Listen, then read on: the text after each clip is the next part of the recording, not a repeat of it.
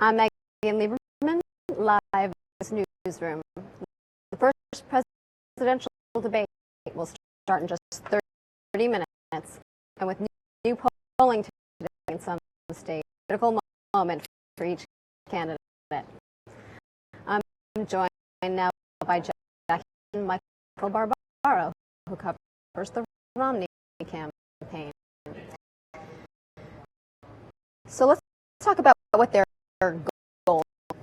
Michael, his top goal is to remind people that they've had resumes of anyone who's ever run for turning around companies at Bank Capital, but also in the public sector, that scandal, and doing it controversy. He's going to want to say to America he can do that with the economy.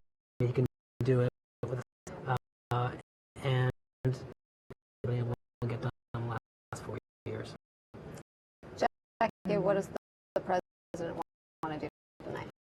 Well, both of them, yes, or gas that the other can walk into. I think, and using exactly, or at least for the next 30 days. President Obama has to sort of convey confidence without and sense of being presidential as he without being condescending, because we know that even some too arrogant, too condescending. You were telling me actually a great anecdote earlier about being in a conference call.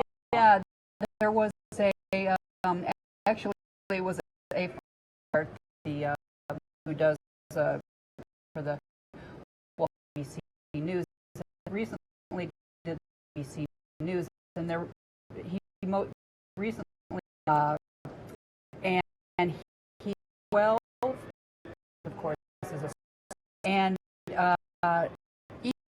even the people were saying that they think his flaw is that he seems arrogant, seems condescending, smug. So he has to avoid that. And that's clearly a thing that he was trying to get under his skin and make him have enough Hillary. Right? That's right. I mean, to agitate this president in this debate at this moment, it would be a way that's memorable would be a coup. Right. Yeah. What is one of them wants to highlight negatively about his opponent Romney? You want to highlight about the president? It's all going to be about the economy. I mean, there's a line I guarantee you I'd be surprised if he didn't bring it back tonight, which is this interview that show right after he got elected said if the employment rate 8%, you're looking at a one-term proposition for me, meaning I shouldn't do this right now. Right. So it's a very powerful tool. You said this. Why are you in office? And also, why is it taking you 4 years to do so little in terms of just sort of a real quantitative turnaround? And the president our rate of employment at the time. No one, not private forecasters, not government, knew just how deep the recession was. But there's a truism in politics. If you're explaining your so I think two things that they said 8% as the rate of unemployment. For Barack Obama, it's 47%. You see, I just said fill in the blank. But how is he going to do the 47%? That is obviously a thing that all the he going to go at it directly? Is he going to go obliquely? Is he going to go at it again? And I think since it's clear, we have people know 7% it is. Knowing it's going to be more oblique, but it's going to get across. Let's talk about the atmospherics of this debate a little bit. These are guys who have not made a big secret of the fact that they're not one another. They've really spent almost no time in each other's physical presence. How do they deal with each other tonight? You know, distantly but respect. Yeah. Mitt Romney needs to. This is the president for the office. He has presidential. This is a big opportunity. He has to himself appear presidential. This is a big opportunity for him. Like you said, they haven't the first time that Mitt Romney gets to appear with Barack Obama. Barack Obama, for his part, is not full towards Mitt Romney because to do other play to his weakness, which is a smugness. We've talked about this.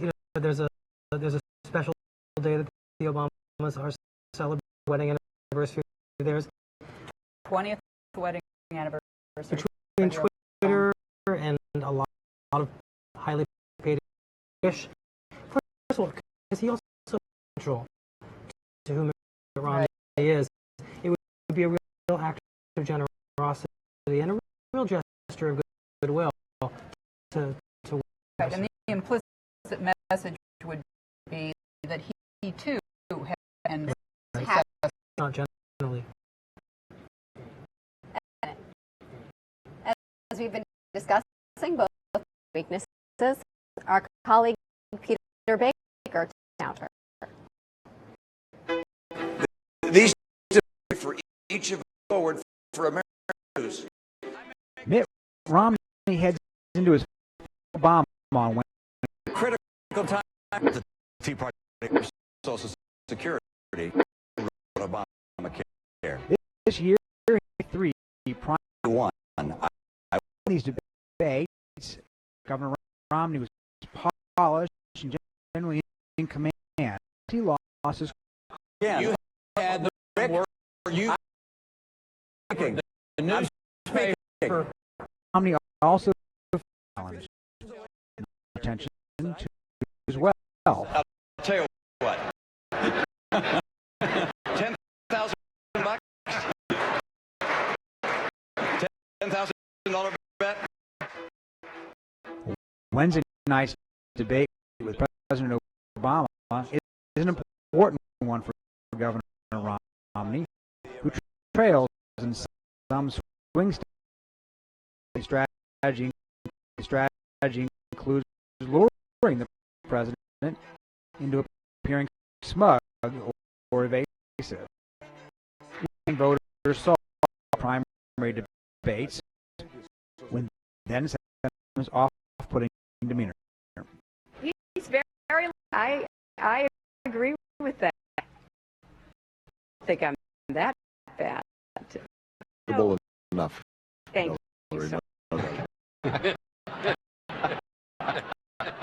The primary debates are usually more unpredictable than general election debates, more somber. Senator Obama faced Senator McCain. The debates didn't. Senator Obama voting to reach across the aisle from that.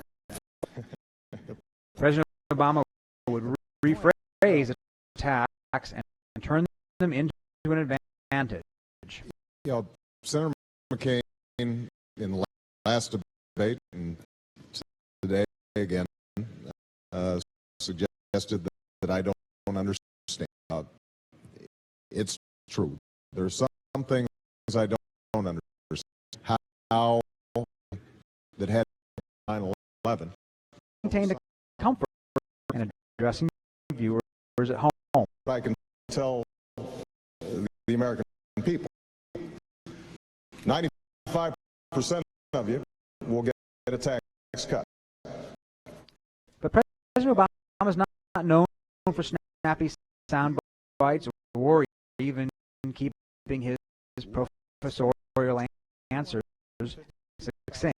Workmanlike performance, like his speech at the Democratic Convention.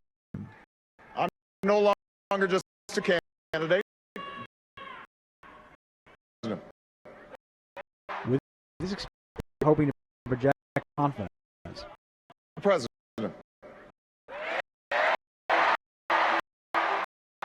With his experience, President Obama is hoping to project an unshakable confidence.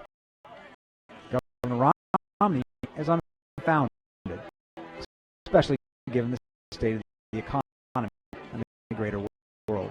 For both men, it's a chance to reintroduce themselves to the campaign today and expect viewers and viewers. With Michael Barbaro and Jack. So let's talk a little bit about their this debate. Greatest strength is his ability to turn on a dime and deliver these aggressive, economical, and concise jabs at his off is nasty. They come off actually as quite effective. And the one I captured my attack on Newt Gingrich, where he said, "You had an opportunity to be the leader of our party in 1996. You ended up resigning in disgrace." With just a very quick line, he completely cut the legs out from under. there, Jackie, to go after Newt Gingrich, who is Right. a now. True. You know, you think on the one hand that campaign and trying to lower expectations for their man have said this is this candidate Mitt Romney, who's been in 23 debates late last year through the Republicans, but it's a very different format than what you have in a general election. In whoever throws the most is the one that gets a rise out of the audience. You're playing for Republican voters. Red meat is not going to go over well in a general election debate. And Mitt Romney, you know, you have to wonder, okay, he's got all this practice, but he has really practice of the wrong kind. So at the same time, I do think it's good for him that he's been so practiced at being quick on his feet and thinking. And he did really, generally speaking, he was the best in the Republican field, although it was a low bar by many people's estimation. I don't know that you or I think that President Obama has ever been the greatest debater. He has this sort of sense that he's a great debater and him to be a great debater, and all the polls to win. But But, you know, when we think back to the 2008 primaries, really none of them out being sort of declared the winner. Well, it was funny because when he had his, when he was for the debate, he first had a rally, said what out and what many people took viably as his trying to lower expectations for him. A great debater, Mitt Romney. Now he's a good debater. I was thinking, no, he's not. That he's right. He's not. And it's so funny because he's such a confident guy. Colleague, you know, whenever she sees someone out, he sees someone out on the stump, he thinks like, I could do that better. But I'm actually not sure that he thinks that he's the greatest debater in the world. Right, and he has great. He has a thematic glue that holds. You know, we are a collective, not just raw individuals. But he takes so long to say it that no matter how many times the staff tells him to cut it, doesn't. Thanks, guys. Don't go too far all night. Mitt Romney's supporters are hoping for give his campaign some critical momentum, but the Republican candidate, Assistant Managing Editor Rick Burke, joins us now with Metro Editor Carolyn Ross, observer of Massachusetts politics. Romney's performance under pressure. Take it away. Thank you, Megan. Carolyn, now I know for Mitt Romney, as we've been saying all night, out from the Cheesecake Factory to get pumped up and ready to that. As Megan said, you've had a whole history of in Faneuil Hall in 1994, his big debate with the. Tell us about that night and how the expectations compared to tonight here. Well, really, because they're running a pretty close race against Kennedy, but the race was starting to move away, and Republicans and for supporters that night in 94, it was really expected to do well, and the expectations were high. The audience was going to be, doesn't sound like a lot was going to be watching, but it was really the nerves that Mitt Romney felt kind of undid him. But weren't they thinking it's a young, vigorous candidate and compared it's a young, vigorous candidate for Senate and compared to the crowd who's been there, there'd be a person. Well, thing visually in this Kennedy people, Kennedy had sort of a was quite heavy, and he was not as he had once been, and so the Kennedy people wide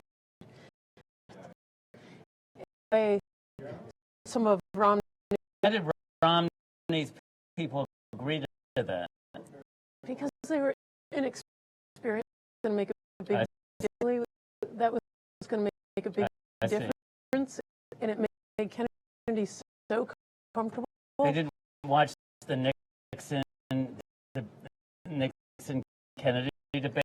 You think That was a that's question. where That's Kennedy? absolutely right. Right. And the other thing that Kennedy did was Romney goes to his podium at the time that the debate. Kennedy waits. Right. And Romney's kind of getting nervous and kind of waiting for Kennedy to. He's writing notes and kind of wondering, why Kennedy, in a very kind of ceremonious way at the hall, and it kind of the whole chemistry was thrown off. Let's take a look.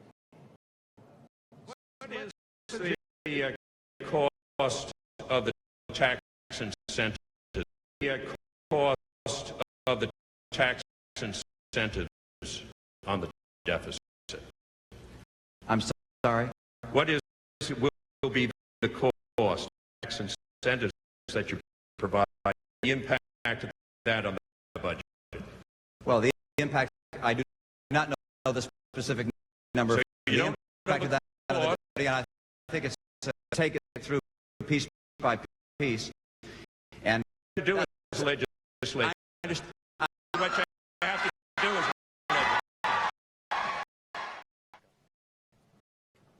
God, they both look so young. They absolutely do. Yeah, I mean Romney especially, you notice it.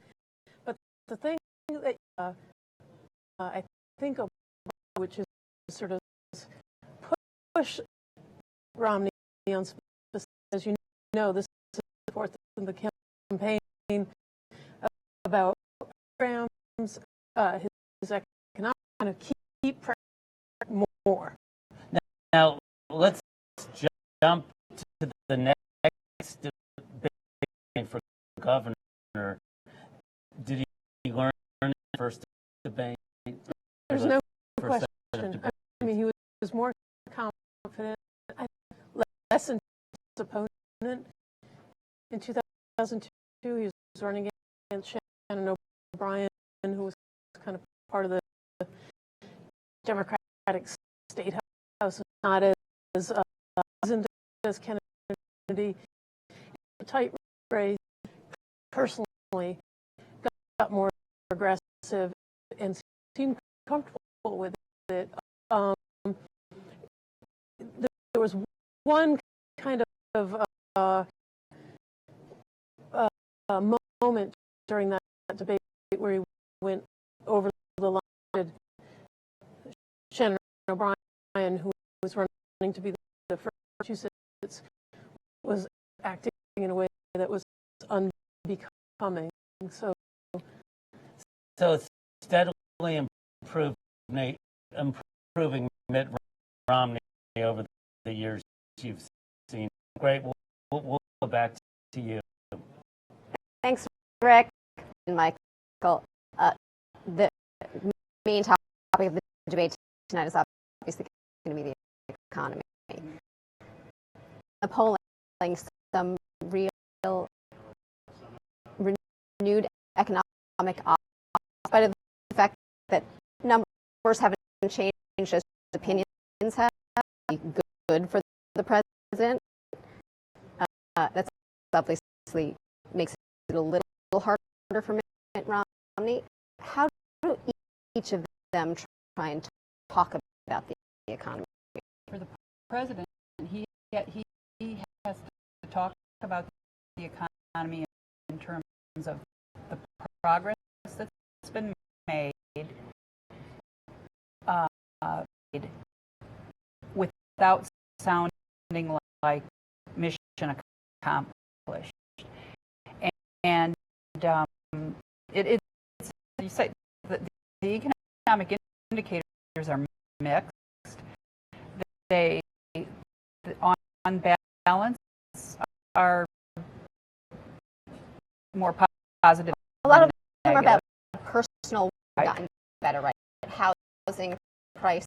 I think housing personal is the disposable key. income. Exactly. Is every people's biggest asset. And we have a sense that housing, I think, is what's behind some of these polls. Disagreement between these two guys about the way you approach the economy, and rather than discuss a parade of horrible way you approach the economy, and rather than discuss a parade of horribles, a bunch of numbers, what I think you're going to see Mitt Romney do is the way he views the economy, about Barack Obama talking about elective. That's never a word Mitt Romney's going to use. He thinks Obama is marching us towards a democratic, socialist, European-style government. Socialist, European-style government. And there are things that he makes a case for that for, whether it's the health care bill, the GM bailout. He's going to make a case for a very different kind of government. Markets drive a renewed American financial system. One of the most important tasks for the candidates. Rick Burke is standing by with Michael Cooper, the reporter of the candidates' statements with the record.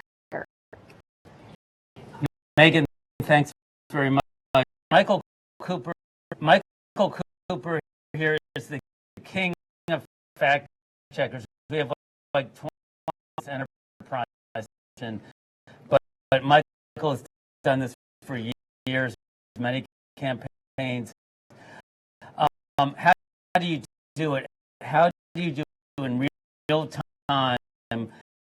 Manage to make these candidates accountable on the web and in print for the next day?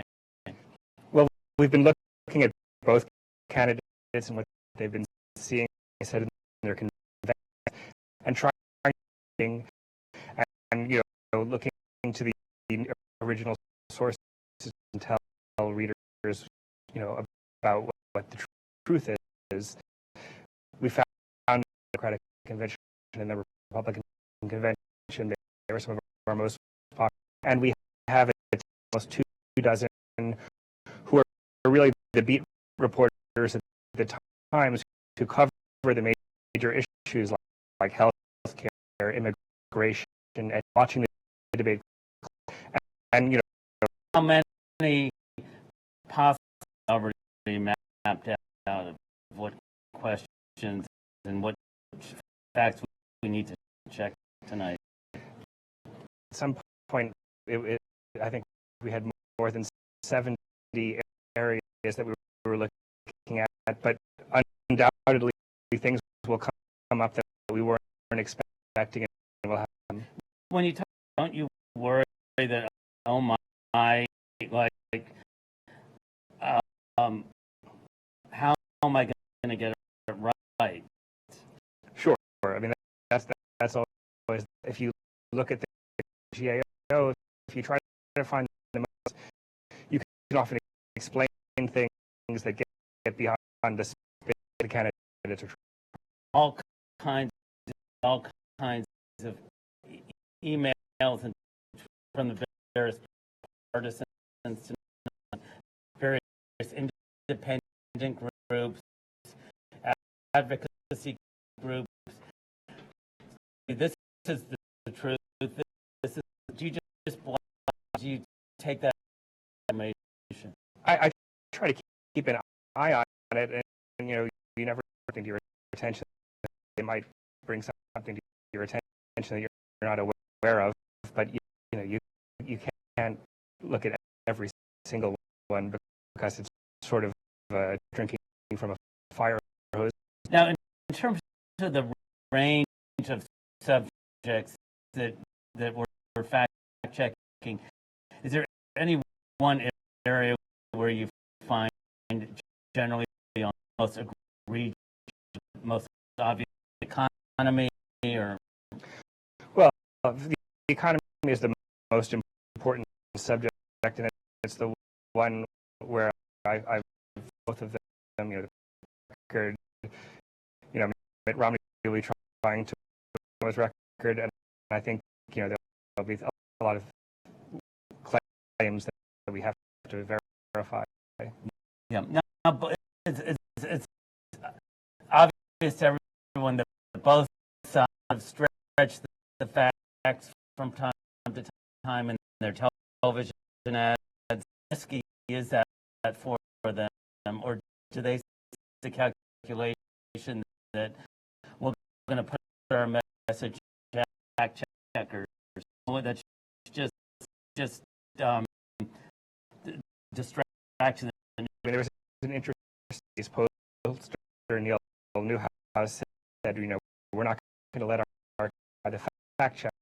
Clearly, both sides statements, and yet often continue to make them. So clearly, they think that these arguments are working, and that according to polls, there are fewer neutral arbiters.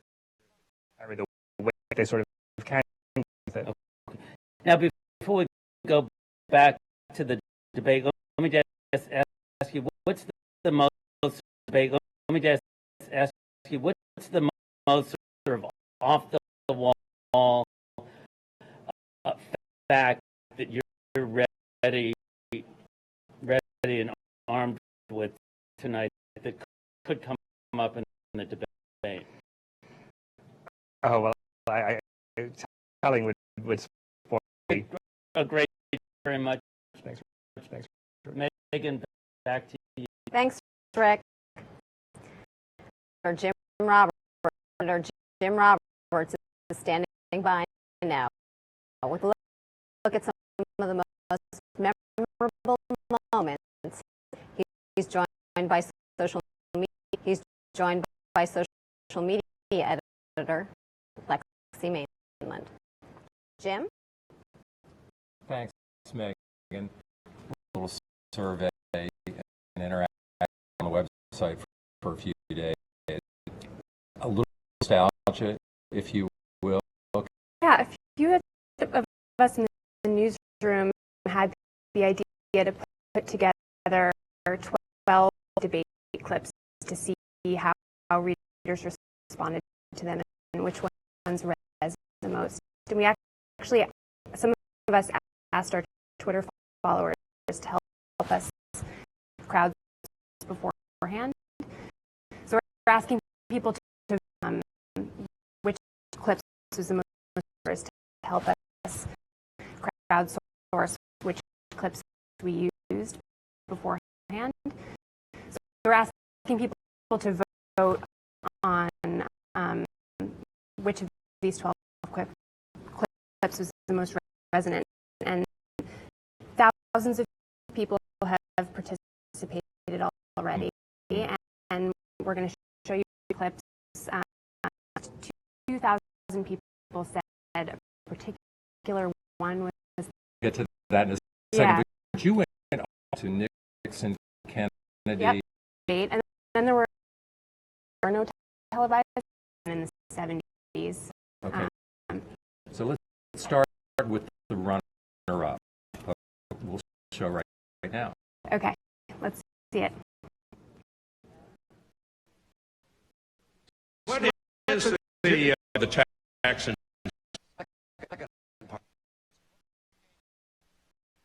Difference between preconditions. Of course, we've got starting with low automatic talk. Crony is Washington, D.C. All right. Warren would be. Well, why don't we try that again in a second? And I'll turn to Lexi because that one actually deserves the punchline. Okay, we roll the wrong clip. That was intended to be the number, the runner-up, which was back in this, in I guess the winter or the spring. And he very memorably forgot one of the three branches of the government that he would shut. 53, I guess 53 seconds in total, trying to come up with the third branch of government, Ron Paul, and he still couldn't. I'm going to roll that clip. Let's see it. Away with the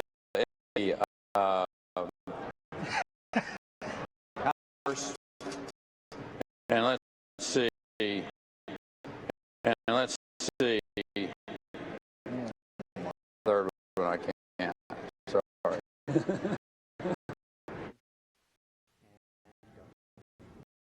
Okay. Now let's run right this one. But you want to give us the background to this? Yeah, and debating with, and it's in 1988. Okay. I think, it's sort of a devastating, amazing punch you can forget. It's the debate season rolls around again. Let's see it. Congress. I have as much experience in the Congress as when he. Senator, I served with Jack Kennedy. I knew Jack, a friend of mine. You're no Jack Kennedy. Looking at all these, your favorite? My favorite was Okay. in 1992. He was Ross Perot, the independent candidate's vice presidential nominee. Arrived, and his opening statement was,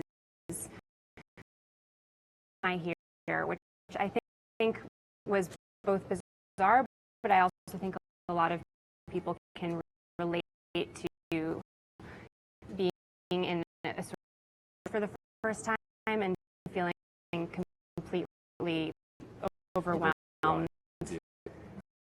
I have quite a couple of favorites. It's impossible to talk about debates, at least for me, without recalling Bush Gore, and I would encourage readers to go on the site to go find this, where they're talking about some legislation having to do with managed care, and they're both standing out to Bush and almost. He sidles. Yeah, it was almost like he and all of us at the side. But that was also a lot of the series of debates between the two were quite interesting, just because so many fake gestures, size, rolling eyes, that really played a big role. Let me switch very quickly away from the nostalgia. I know you will be paying attention to the conversation that will be going on. We know it. How do you screen, the real news of what's happening versus all? It's a lot to digest, I think, for anyone, not just a social media editor, but for people on Twitter, the audience, voters, people who love social media.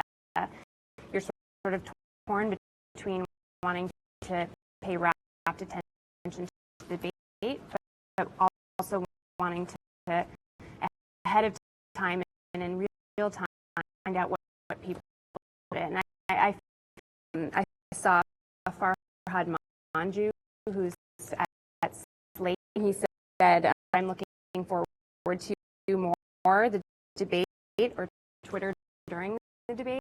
And I think a lot of avid consumers of social media feel exactly that. But I know, I remember during the, certainly during the primaries, it was like entertainment.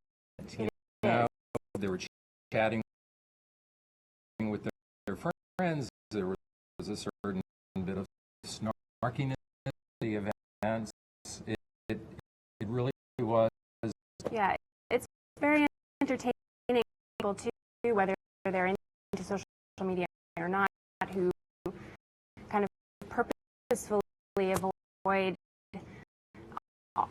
all of that water cooler after, and they want to just sort of really focus in. I know there are a number of our reporters in the newsroom who've said that their strategy during big debate, turn off Twitter, look at it immediately afterwards. Right. Nate Silver was one from our own newsroom here, which But he wanted to avoid this. Makes sense. Okay, so before we go, though, if you are on media and if you would like to question to help us with the fact checking, we do have a hashtag. We do throughout. To help us with the fact checking, we do a hashtag that we would like people to use. We do throughout the night. You can tweet with Ask NYT, and we will be. We have a whole set up to in real time answer your questions that the candidates are making. Great. Thanks, Jim. The debate is now final thoughts from Jackie Combs and Michael Barbaro. Just looking at some of those great debate moments, there's been all this sort of pre-rehearsed zingers that were tonight. I wonder about the effectiveness of that. Like, if they feel too canned, doesn't that kind of undercut their ability to cut? Right. I mean, if you've been practicing zingers with your staff and debates Since August, when not to deliver them, Right. when to know that that's not the right moment, and when to know how to create a bridge from some organic the back and forth between the two guys into some extremely memorable jab. And it doesn't have to be a jab, but it. Exactly. I mean, the last thing that Mitt Romney needs is to get off his zinger. falls of flat. being, yeah, rehearsing. Right. And not real. And his spontaneity led to a joke, a bet of $10,000 to. Temporary isn't always his best mode. Let's get back to the 47% for a minute, because I do feel like that's going to be a huge theme through. Because Mitt Romney sort of put. If he's asked about directly, express, as he has before, some level of regret, as was an inarticulate way of describing half the electorate, which he seemed to dismiss. The big over is to escape the 7% line reconfirmed. And he's got to start talking about the man he is. He created an office as a church leader who dealt with. He's got to work and make him a human being. His wife's good at it. He's not. Right. For him is that you know, it begs the question as he or to ignore it. It's like, who are you going to believe, me or your lying ears? You know, and it's and so I think he might be well served to actually show a little remorse and, you know, apology necessarily, but because you of the debate story tomorrow shows that it didn't reflect how he really feels. You know, and maybe, you know, this is unfortunately, you know, say things that you kind of wish you had said. Kind of, yeah. How does Mitt Romney bring up sort of a vulnerability of the president's emerged in the Libya attacks? Back of the consulate in Benghazi. What he's going to say, it feeds cheeky as of President Obama, which is that when it comes to developments abroad, he's been governed by events. I mean, it's obviously a domestic policy debate, but he can work it in if he wants to. Right.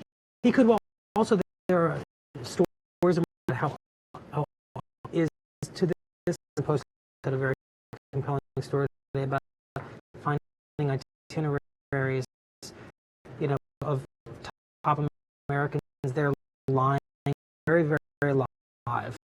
Right.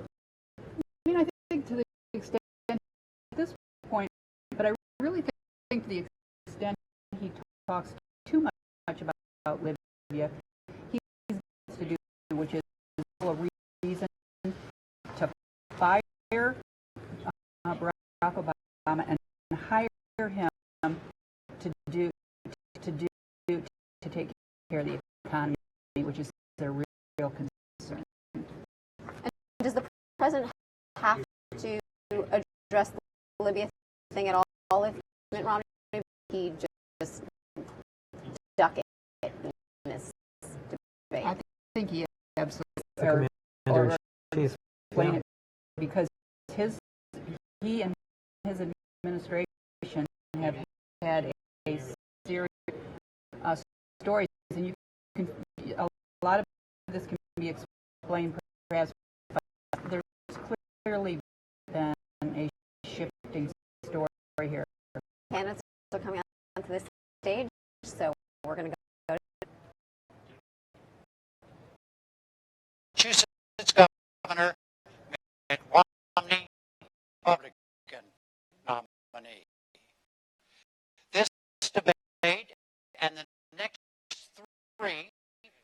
two presidential, are sponsored by the Commission on President. 90 minutes will be about domestic issues and will follow design by the Commission. There were roughly 15 with 2-minute answers question for the remainder of each segment.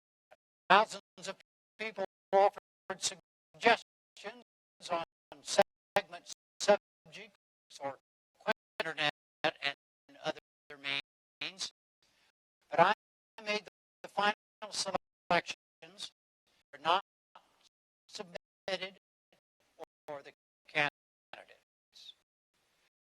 The segments, as I announced in advance, free on the role of governing, with an emphasis throughout on differences, specifics, on differences, specifics, and choices. We'll also have statements. The audience here in the hall has promised to no cheers, applause, boo, among other candidates. There's a noise exception right now, though. President.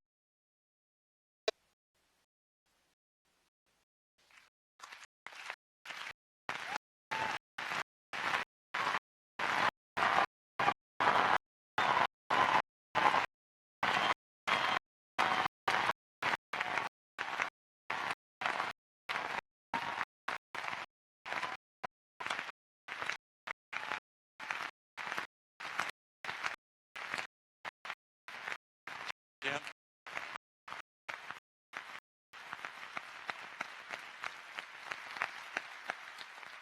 Gentlemen, welcome to you both. Let's start the economy, segment 1, and let's begin with jobs. What are the major differences between the two of you about how you would go about creating new jobs? You have 2 minutes. Each of you have 2 minutes to start. A coin toss is determined. Mr. President, you go first. Well, thank you very much, Jim, for this opportunity. I want to thank Governor Romney and the University of Denver for your hospitality.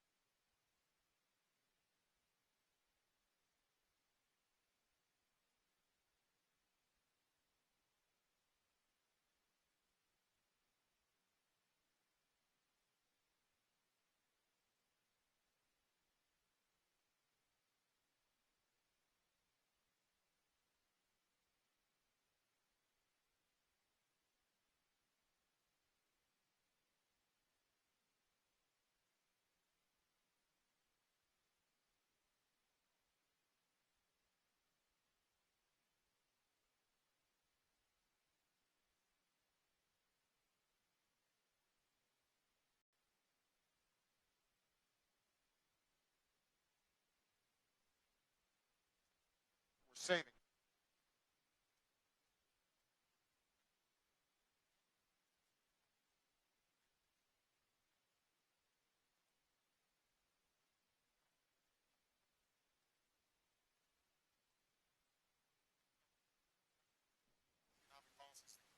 Get us into this mess, or do we embrace a new economic patriotism that says America does best when the middle class does best? And I'm looking forward to having that debate. Governor Romney, 2 minutes. Thank you, Jim. It's an honor to be here with you, and I appreciate the chance to be with the President. I'm pleased to be at the University of Denver, appreciate their welcome, and also the Presidential Commission on these debates. And congratulations to you, Mr. President, on your anniversary. I'm sure this was the most romantic place you could imagine, here with me. So congratulations. This is obviously a very tender topic. I've had the occasion over the last couple of years of meeting people across the country. I was in Dayton, Ohio, and a woman grabbed my arm, and she said, "I've been out of work since May. Can you help me?" Ann yesterday was at a rally in Denver, and a woman came up to her with a baby in her arms. and said, Ann, my husband has had 4 jobs in 3 years, part-time jobs. He's lost his most recent job, and we've now just lost our home. Can you help us? And the answer is yes, we can help, but it's going to take a different path, not the one we've been on, not the one the president describes as a top-down, cut taxes for the rich. That's not what I'm going to do. My plan has 5 basic parts. 1, get us energy independent, North American energy independent. That creates about 4 million jobs. Number 2, open up more trade, particularly in Latin America. Crack down on China if and when they cheat. Number 3, make sure our people have the skills they need to succeed and the best schools in the world. We're far away from that now. Number 4, get us to a balanced budget.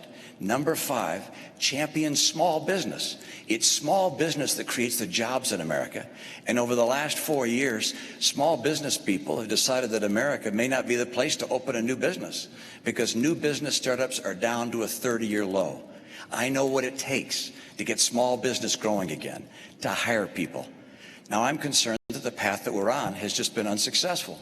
The president has a view very similar to the view he had when he ran 4 years ago, that a bigger government, spending more, taxing more, regulating more, if you will, trickle-down government would work.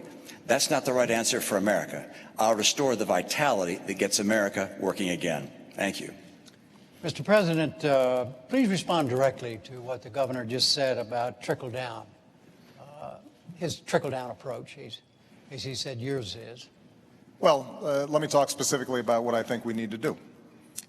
First, we've got to improve our education system. And we've made enormous progress drawing on ideas both from Democrats and Republicans that are already starting to show gains in some of the toughest to deal with schools. We've got a program called Race to the Top that has prompted reforms in 46 states around the country, raising standards, improving how we train teachers. So now I want to hire another 100,000 new math and science teachers and create 2 million more slots in our community colleges so that people can get trained for the jobs that are out there right now. And I want to make sure that we keep tuition low for our young people. When it comes to our tax code, Governor Romney and I both agree that our corporate tax rate is too high. So I want to lower it, particularly for manufacturing, taking it down to 25%. But I also want to close those loopholes that are giving incentives for companies that are shipping jobs overseas. I want to provide tax breaks for companies that are investing here in the United States. On energy, Governor Romney and I, we both agree that we've got to boost American energy production. And oil and natural gas production are higher than they've been in years. But I also believe that we've got to look at the energy sources of the future, like wind and solar and biofuels, and make those investments. So all of this is possible. Now, in order for us to do it, we do have to close our deficit. And one of the things I'm sure we'll be discussing tonight is how do we deal with our tax code? And how do we make sure that we are reducing spending in a responsible way, but also how do we have enough revenue to make those investments? And this is where there's a difference because Governor Romney's central economic plan calls for a $5 trillion tax cut on top of the extension of the Bush tax cuts. That's another $1 trillion, and $2 trillion in additional military spending that the military hasn't asked for. That's $8 trillion. How we pay for that, reduce the deficit, and make the investments that we need to make without dumping those costs on the middle-class Americans, I think, is one of the central questions of this campaign.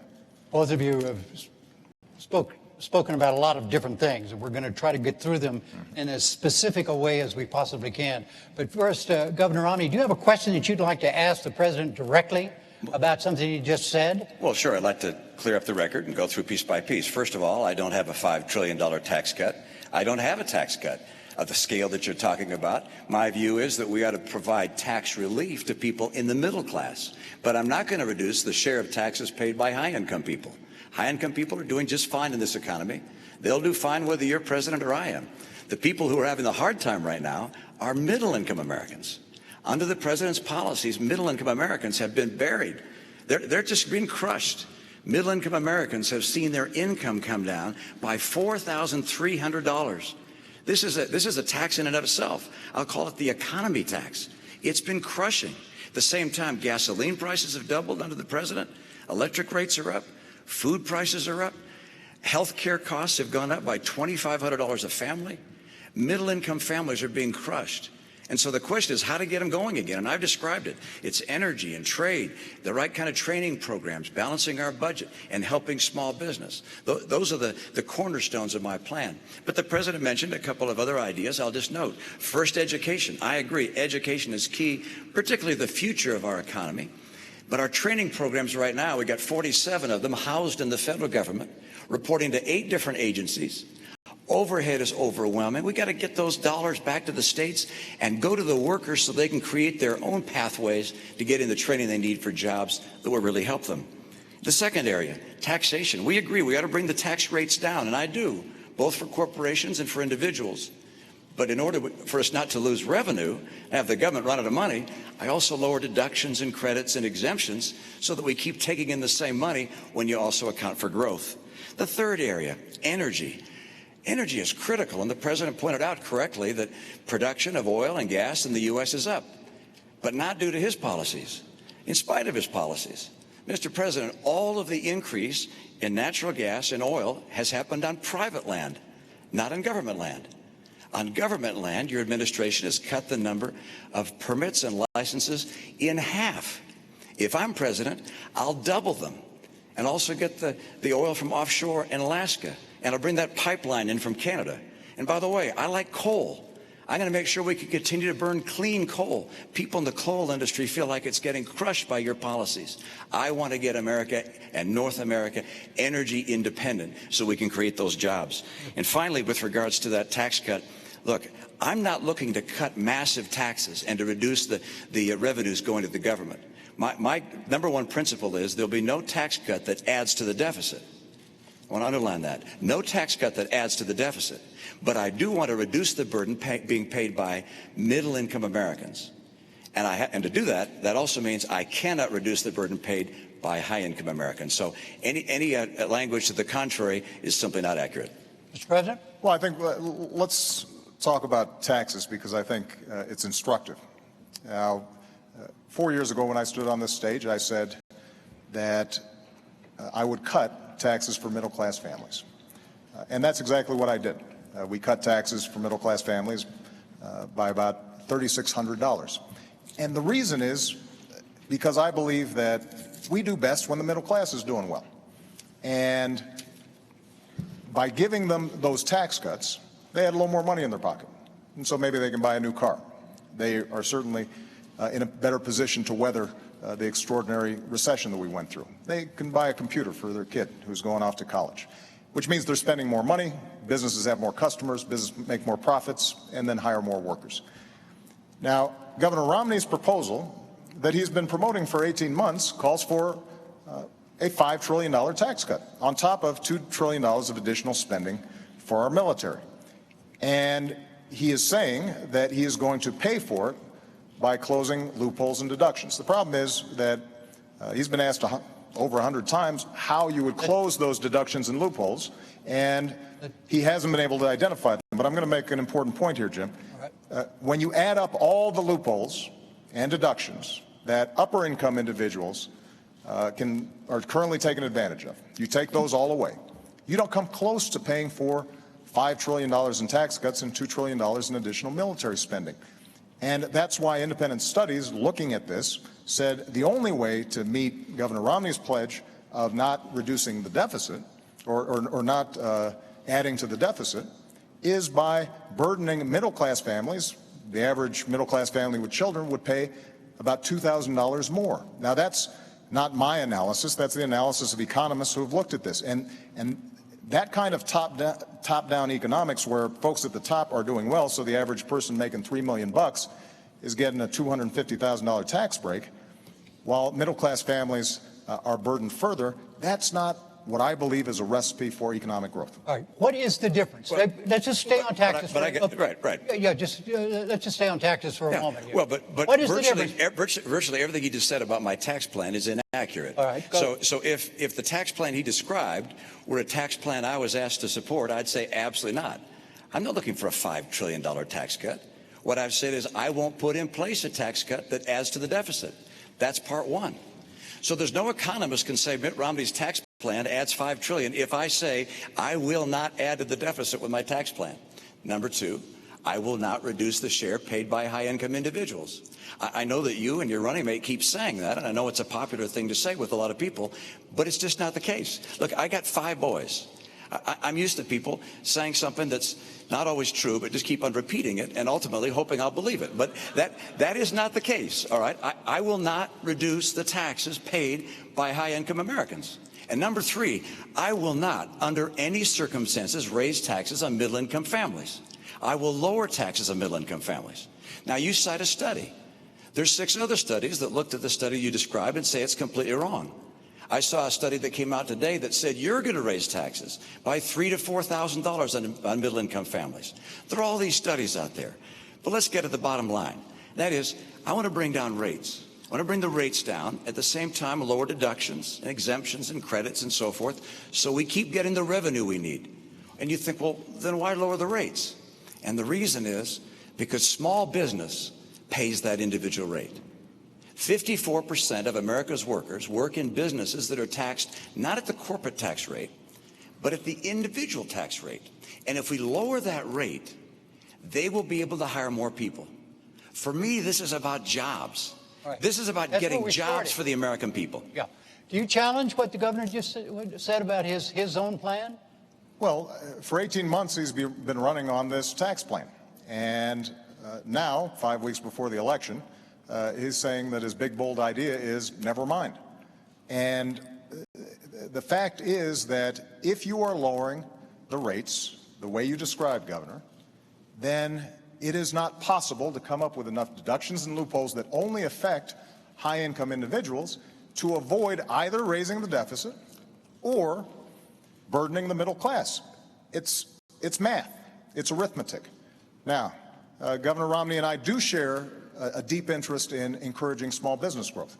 So at the same time that my tax plan has already lowered taxes for 98% of families, I also lowered taxes for small businesses 18 times. And what I want to do is continue the tax rates, the tax cuts that we put into place for small businesses and families.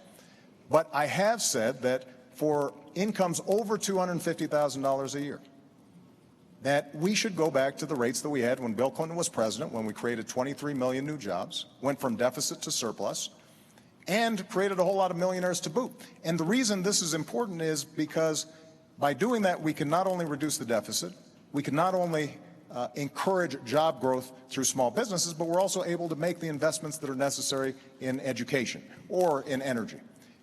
And we do have a difference, though, when it comes to definitions of small business. Now, under my plan, 97% of small businesses would not see their income taxes go up.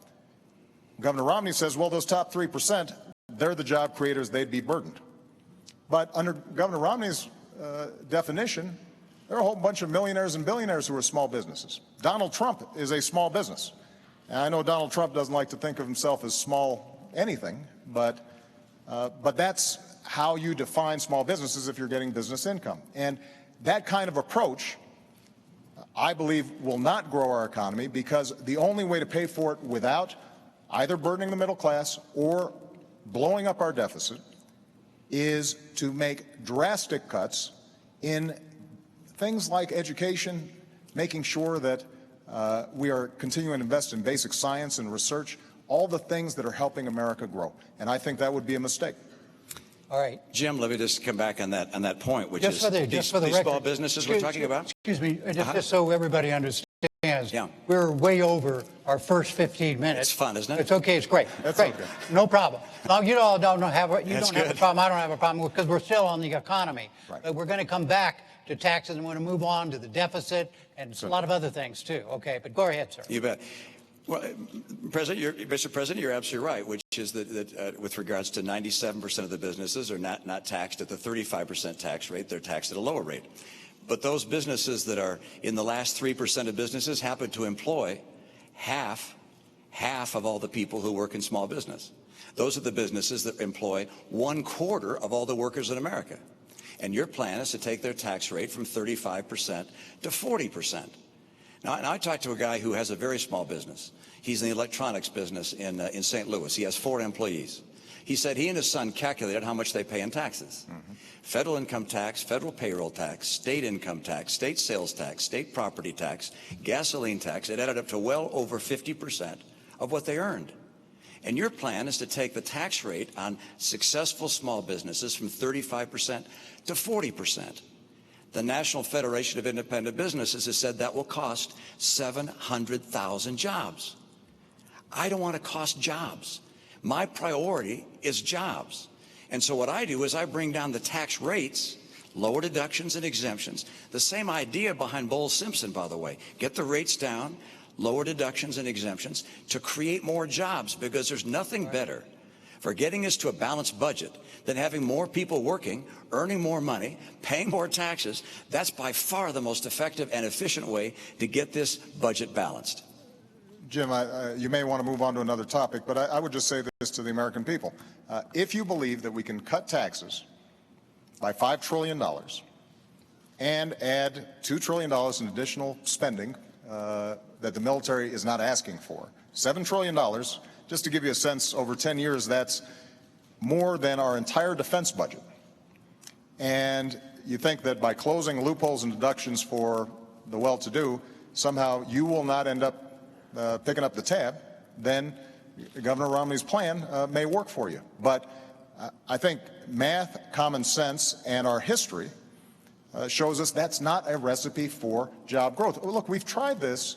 We've tried both approaches.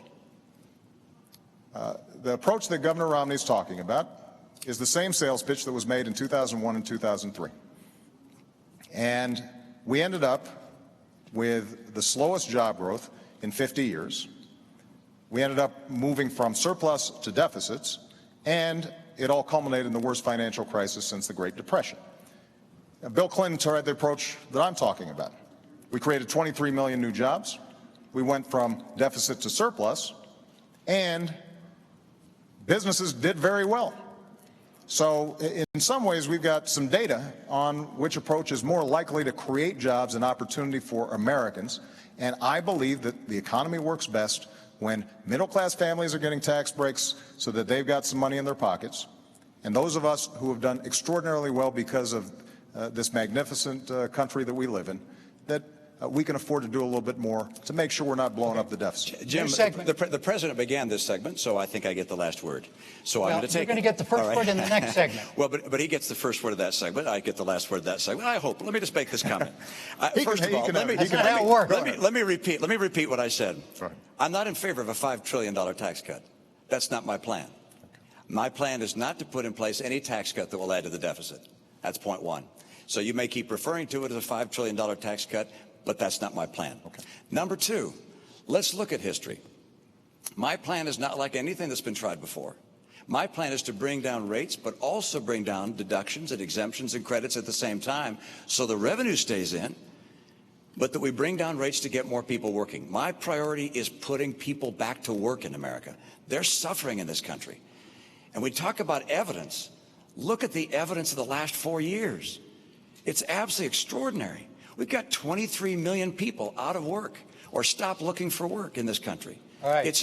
We've got, when the president took office, 32 million people on food stamps, 47 million on food stamps today. Economic growth this year, slower than last year, and last year slower than the year before. Going forward with the status quo is not going to cut it for the American people who are struggling today. All right, let's talk. We're still on the economy. This is theoretically now a second segment still on the economy, and specifically on what to do about the federal deficit, the federal debt. And the question, you each have 2 minutes on this, and Governor Romney, you go first because the president went first on segment one. And the question is this: what are the differences between the two of you as to how you would go about tackling the deficit problem in this country? Well, good. I'm glad you raised that, and it's a critical issue. I think it's not just an economic issue. I think it's a moral issue. I think it's frankly not moral for my generation to keep spending massively more than we take in, knowing those burdens are going to be passed on to the next generation. And they're going to be paying the interest and the principal all their lives. And the amount of debt we're adding at $1 trillion a year is simply not moral. So how do we deal with it? Well, mathematically, there are three ways that you can cut a deficit. One, of course, is to raise taxes. Number two is to cut spending. And number three is to grow the economy. Because if more people work in a growing economy, they're paying taxes, and you can get the job done that way. The president would prefer raising taxes. I understand. The problem with raising taxes is that it slows down the rate of growth, and you can never quite get the job done. I want to lower spending and encourage economic growth at the same time. What things would I cut from spending? Well, first of all, I will eliminate all programs by this test if they don't pass it. Is the program so critical it's worth borrowing money from China to pay for it? And if not, I'll get rid of it. Obamacare is on my list. I apologize, Mr. President. I use that term with all respect, by the way. Good. Okay, good. So I'll get rid of that. I'm sorry, Jim. I'm going to stop the subsidy to PBS. I'm going to stop other things. I like PBS. I love Big Bird. I actually like you too. But I'm not going to keep on spending money on things to borrow money from China to pay for. So that's number one. Number two, I'll take programs that are currently good programs, but I think could be run more efficiently at the state level and send them to the state. Number three, I'll make government more efficient and to cut back the number of employees, combine some agencies and departments. My cutbacks will be done through attrition, by the way. This is the approach we have to take to get America to a balanced budget. The president said he'd cut the deficit in half. Unfortunately, he doubled it. $1 trillion deficits for the last 4 years. The president's put in place as much public debt, almost as much debt held by the public as all prior presidents combined. Mr. President, 2 minutes. When I walked into the Oval Office, I had more than $1 trillion deficit greeting me. And we know where it came from. 2 wars that were paid for on a credit card, 2 tax cuts that were not paid for, and a whole bunch of programs that were not paid for, and then a massive economic crisis. And despite that, what we've said is, yes, we had to take some initial emergency measures to make sure we didn't slip into a Great Depression. But what we've also said is, let's make sure that we are cutting out those things that are not helping us grow. So 77 government programs, everything from aircrafts that the Air Force had ordered but weren't working very well. 18 government programs for education that were well-intentioned but weren't helping kids learn. We went after medical fraud in Medicare and Medicaid very aggressively, more aggressively than ever before, and have saved tens of billions of dollars, $50 billion of waste taken out of the system. And I worked with Democrats and Republicans to cut $1 trillion out of our discretionary domestic budget. That's the largest cut in the discretionary domestic budget since Dwight Eisenhower. Now, we all know that we've got to do more. And so I put forward a specific $4 trillion deficit reduction plan. It's on a website. You can look at all the numbers, what cuts we make and what revenue we raise. And the way we do it is $2.50 for every cut. We ask for $1 of additional revenue, paid for, as I indicated earlier, by asking those of us who have done very well in this country to contribute a little bit more to reduce the deficit. Governor Romney earlier mentioned the Bowles-Simpson Commission. Well, that's how the commission, bipartisan commission that talked about how we should move forward, suggested we have to do it in a balanced way with some revenue and some spending cuts. And this is a major difference that Governor Romney and I have. Let me just finish this point because you're looking for contrast. When Governor Romney stood on a stage with other Republican candidates for the nomination, and he was asked, would you take $10 of spending cuts for just $1 of revenue? And he said no. Now, if you take such an unbalanced approach, then that means you are going to be gutting our investments in schools and education. It means that Governor Romney talked about Medicaid and how we could send it back to the states, but effectively this means a 30% cut in the primary program we help for seniors who are in nursing homes, for kids who are with disabilities. Mr. President, and that is not a right strategy for us to move forward. Way over the 2 minutes. Sorry. Governor, what about Simpson-Bowles? Will you support Simpson-Bowles? Simpson-Bowles, the president should have grabbed that. No, I mean, do you support Simpson-Bowles? I have my own plan. It's not the same as Simpson-Bowles. But in my view, the president should have grabbed it. If he wanted to make some adjustments to it, take it, go to Congress, fight for it, That's what we've done. Made some adjustments to it, and we're putting it forward before Congress right now. A $4 trillion plan. But you've been president 4 balance. years. You've been president 4 years. Right. You said you cut the deficit in half. It's now 4 years later. We still have trillion-dollar deficits. The CBO says we'll have a trillion-dollar deficit each of the next 4 years. If you're reelected, we'll get to a trillion-dollar debt. I mean, you have said before you'd cut the deficit in half. And I love this idea of $4 trillion in cuts. You found $4 trillion of ways to reduce or to get closer to a balanced budget, except we still show trillion-dollar deficits every year. That doesn't get the job done. Let me come back and say, why is it that I don't want to raise taxes? Why don't I want to raise taxes on people? And actually, you said it back in 2010. You said, look, I'm going to extend the tax policies that we have. Now, I'm not going to raise taxes on anyone, because when the economy is growing slow like this, when we're in recession, you shouldn't raise taxes on anyone. Well, the economy is still growing slow. As a matter of fact, it's growing much more slowly now than when you made that statement. And so if you believe the same thing, you just don't want to raise taxes on people. And the reality is, it's not just wealthy people. You mentioned Donald Trump. It's not just Donald Trump you're taxing. It's all those businesses that employ 1/4 of the workers in America, these small businesses that are taxed as individuals. You raise taxes and you kill jobs. That's why the National Federation of Independent Businesses said your plan will kill 700,000 jobs. I don't want to kill jobs in this environment. Let me make one more point. Okay, let's let him answer the taxes thing for a moment. Okay. Mr. President. Well, we've had this discussion before. About the idea that in order to reduce the deficit, right, there has to be revenue in addition to cuts. There has to be revenue in addition to cuts. Now, Governor Romney has ruled out revenue. He's ruled out revenue. Absolutely. Okay, so look, the revenue I get is by more people working, getting higher pay, paying more taxes. That's how we get growth and how we balance the budget. Right. But the idea of taxing people more, putting more people out of work, you'll never get there. You never balance the budget by raising taxes. Spain spends 42% of their total economy on government. Okay. We're now spending 42% of our economy on government. I don't want to go down the path to Spain. I want to go down the path of growth that puts Americans to work with more money coming in because they're working. But Mr. President, you're saying in order to get the job done, it's got to be balanced. You've got to have if we're serious, we've got to take a balanced, responsible approach. And by the way, this is not just when it comes to individual taxes. Let's talk about corporate taxes. Now, I've identified areas where we can right away make a change that I believe would actually help the economy. The oil industry gets $4 billion a year in corporate welfare. Basically, they get deductions that those small businesses that Governor Romney refers to, they don't get. Now, does anybody think that ExxonMobil needs some extra money when they're making money every time you go to the pump? Why wouldn't we want to eliminate that? Why wouldn't we eliminate tax breaks for corporate jets? My attitude is if you got a corporate jet, you can probably afford to pay full freight, not get a special break for it.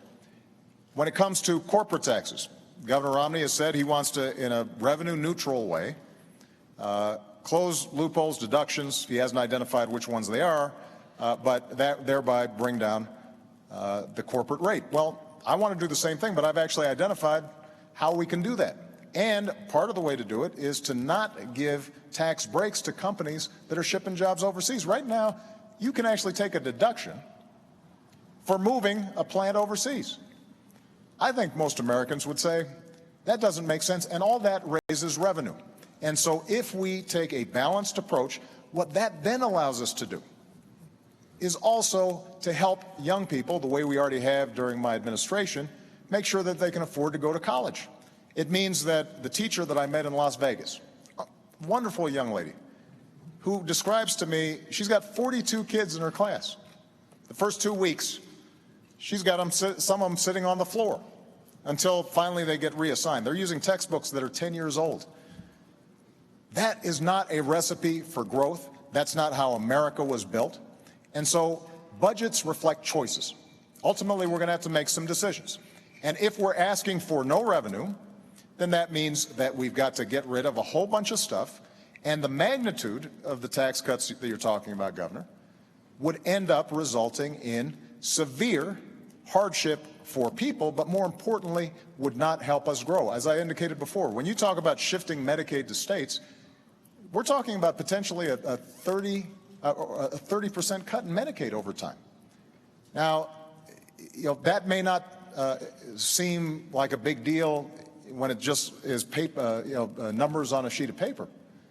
But if we're talking about a family who's got an autistic kid and is depending on that Medicaid, that's a big problem. And governors are creative, there's no doubt about it. But they're not creative enough to make up for 30% of revenue on something like Medicaid. What ends up happening is some people end up not getting help. Jim, we've gone on a lot of topics there, and so it's going to take a minute to go from Medicaid to schools to oil to tax breaks and companies going overseas. So let's go through them one by one. First of all, the Department of Energy has said the tax break for oil companies is $2.8 billion a year.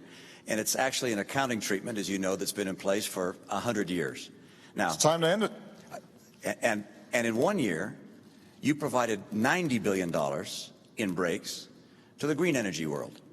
Now, I like green energy as well, but that's about 50 years worth of what oil and gas receives. And you say Exxon and Mobil. Actually, this $2.8 billion goes largely to small companies, to drilling operators and so forth. But, if we get that tax rate from 35% down to 25%, well, that $2.8 billion is on the table. Of course it's on the table. That's probably not going to survive. You get that rate down to 25%. But don't forget, you put $90 billion, like 50 years worth of breaks into solar and wind, to Solyndra and Fisker and Tesla and Enter1. I mean, I had a friend who said you don't just pick the winners and losers, you pick the losers.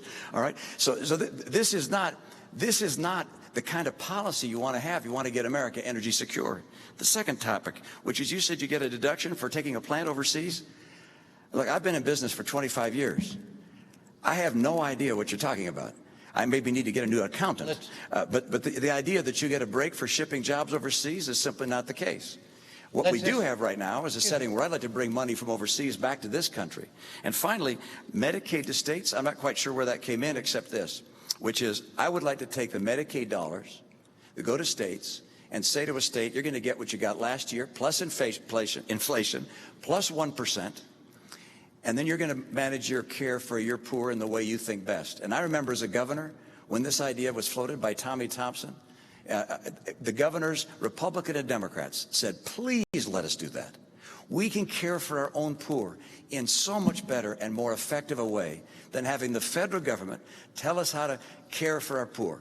So let's state, one of the magnificent things about this country is the whole idea that states are the laboratories of democracy. Don't have the federal government tell everybody what kind of training programs they have to have and what kind of Medicaid they have to have. Let states do this. And by the way, if a state gets in trouble, well, we can step in and see if we can find a way to help them. But the right approach is one which relies on the brilliance of our people and states, not the federal government. 2 seconds, and we're going on still on the economy on another part of it. Okay. All right. This is segment 3, the economy. Entitlements. First answer goes to you. 2 minutes, Mr. President. Do you see a major difference between the two of you on Social Security? I suspect that on Social Security we've got a somewhat similar position. Social Security is structurally sound. It's going to have to be tweaked the way it was by Ronald Reagan and Democratic Speaker Tip O'Neill. But it is, the basic structure is sound. But I want to talk about the values behind Social Security and Medicare, and then talk about Medicare because that's the big driver of our deficits right now. My grandmother, some of you know, helped to raise me. My grandparents did. My grandfather died a while back. My grandmother died 3 days before I was elected president. And she was fiercely independent. She worked her way up, only had a high school education, started as a secretary, ended up being the vice president of a local bank. And she ended up living alone by choice. And the reason she could be independent was because of Social Security and Medicare. She had worked all her life, put in this money, and understood that there was a basic guarantee, a floor under which she could not go. And that's the perspective I bring when I think about what's called entitlements. The name itself implies some sense of dependency on the part of these folks. These are folks who've worked hard, like my grandmother, and there are millions of people out there who are counting on this. So my approach is to say, how do we strengthen the system over the long term? And in Medicare, what we did was we said, We are going to have to bring down the costs if we're going to deal with our long-term deficits. But to do that, let's look where some of the money is going. $716 billion we were able to save from the Medicare program by no longer overpaying insurance companies, by making sure that we weren't overpaying providers. And using that money, we were actually able to lower prescription drug costs for seniors by an average of $600. And we were also able to make a significant dent in providing them the kind of preventive care that will ultimately save money throughout the system. So the way for us to deal with Medicare in particular is to lower health care costs. When it comes to Social Security, as I said, you don't need a major structural change in order to make sure that Social Security is there for the future. We'll follow up on this. First, Governor Romney, you have 2 minutes on Social Security and entitlements. Well, Jim, our seniors depend on these programs, and I know anytime we talk about entitlements, people become concerned that something's going to happen that's going to change their life for the worst. And the answer is neither the President nor I are proposing any changes for any current retirees or near retirees, either to Social Security or Medicare. So if you're 60 or around 60 or older, you don't need to listen any further. But for younger people, we need to talk about what changes are going to be occurring. Oh, I just thought about one. And that is, in fact, I was wrong when I said the President isn't proposing any changes for current retirees. In fact, he is on Medicare. On Social Security, he's not. But on Medicare, for current retirees, he's cutting $716 billion from the program. Now, he says by not overpaying hospitals and providers, actually just going to them and saying, we're going to reduce the rates you get paid across the board. Everybody's going to get a lower rate. That's not just going after places where there's abuse. That's saying we're cutting the rates. Some 15% of hospitals and nursing homes say they won't take any more Medicare patients under that scenario. We also have 50% of doctors who say they won't take more Medicare patients. We have 4 million people on Medicare Advantage that will lose Medicare Advantage because of those $716 billion in cuts. I can't understand how you can cut Medicare $716 billion for current recipients of Medicare. Now, you point out, well, we're putting some back. We're going to give a better prescription program. That's $1 for every 15 you've cut. They're smart enough to know that's not a good trade. I want to take that $716 billion you've cut and put it back into Medicare. By the way, we can include a prescription program if we need to improve it. But the idea of cutting $716 billion from Medicare to be able to balance the additional cost of Obamacare is, in my opinion, a mistake. And with regards to young people coming along, I've got proposals to make sure Medicare and Social Security are there for them without any question. Mr. President. First of all, I think it's important for Governor Romney to present this plan that he says will only affect folks in the future. And the essence of the plan is that he would turn Medicare into a voucher program. It's called premium support, but it's understood to be a voucher program. His running mate. And you don't support that? I don't, and let me explain why. Again, that's for future people, right? Not for current retirees. So if you're 54 or 55, you might want to listen, because this will affect you. The idea, which was originally presented by Congressman Ryan, your running mate, is that we would give a voucher to seniors, and they could go out in the private marketplace and buy their own health insurance. The problem is that because the voucher wouldn't necessarily keep up with healthcare inflation, it was estimated that this would cost the average senior about $6,000 a year. Now, in fairness, what Governor Romney has now said is he'll maintain traditional Medicare alongside it. But there's still a problem, because what happens is those insurance companies are pretty clever at figuring out who are the younger and healthier seniors. They recruit them, leaving the older, sicker seniors in Medicare. And every healthcare economist who looks at it says over time what will happen is the traditional Medicare system will collapse. And then what you've got is folks like my grandmother at the mercy of the private insurance system, precisely at the time when they are most in need of decent health care. So I don't think vouchers are the right way to go. And this is not my only my opinion. AARP thinks that the savings that we obtained from Medicare bolstered the system, lengthened the Medicare Trust Fund by 8 years. Benefits were not affected at all. And ironically, if you repeal Obamacare, and I have become fond of this term, Obamacare, if you repeal it, what happens is those seniors right away are going to be paying $600 more in prescription care. They're now going to have to be paying copays for basic checkups that can keep them healthier.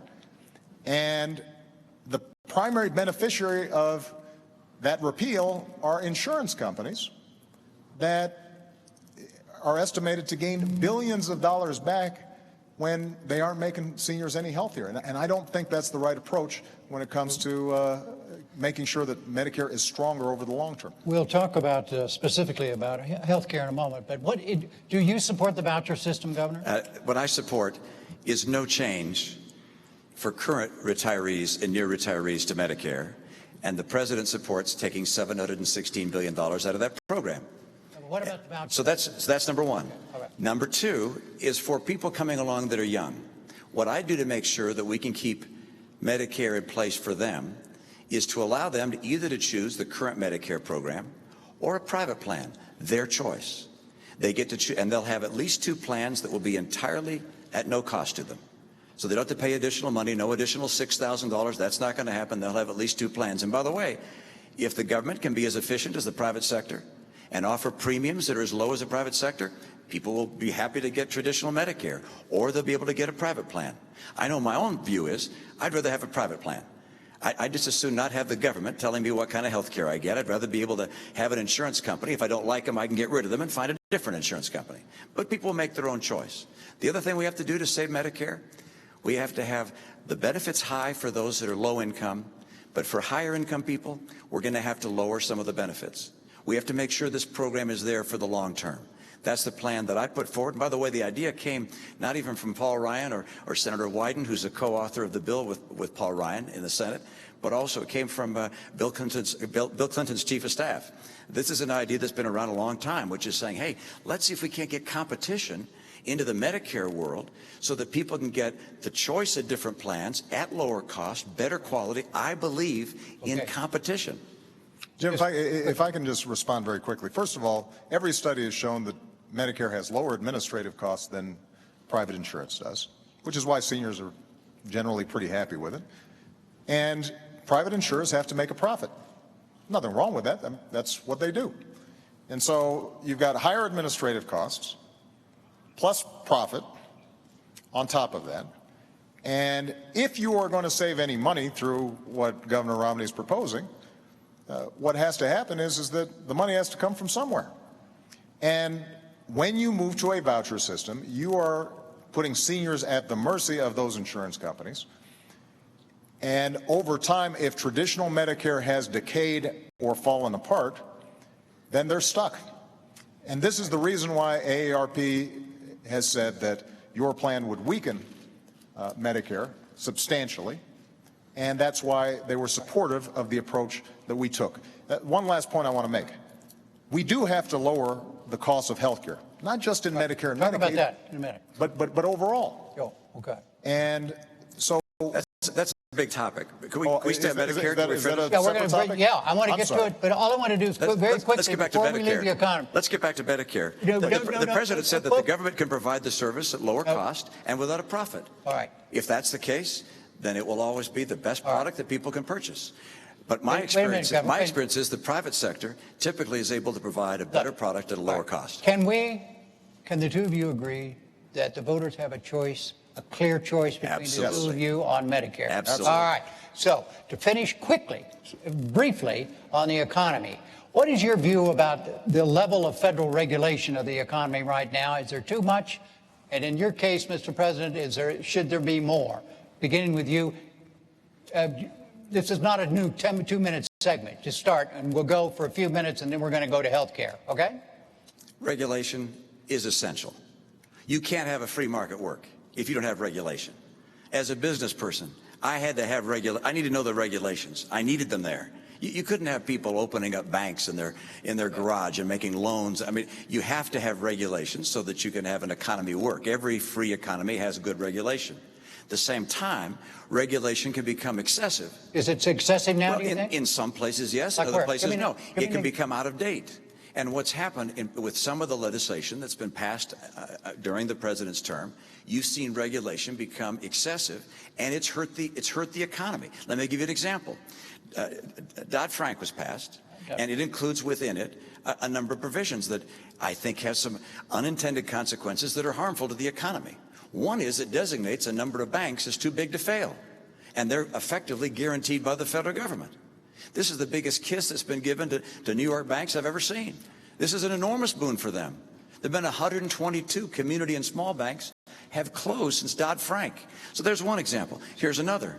In Dodd-Frank, it says... You want to repeal Dodd-Frank?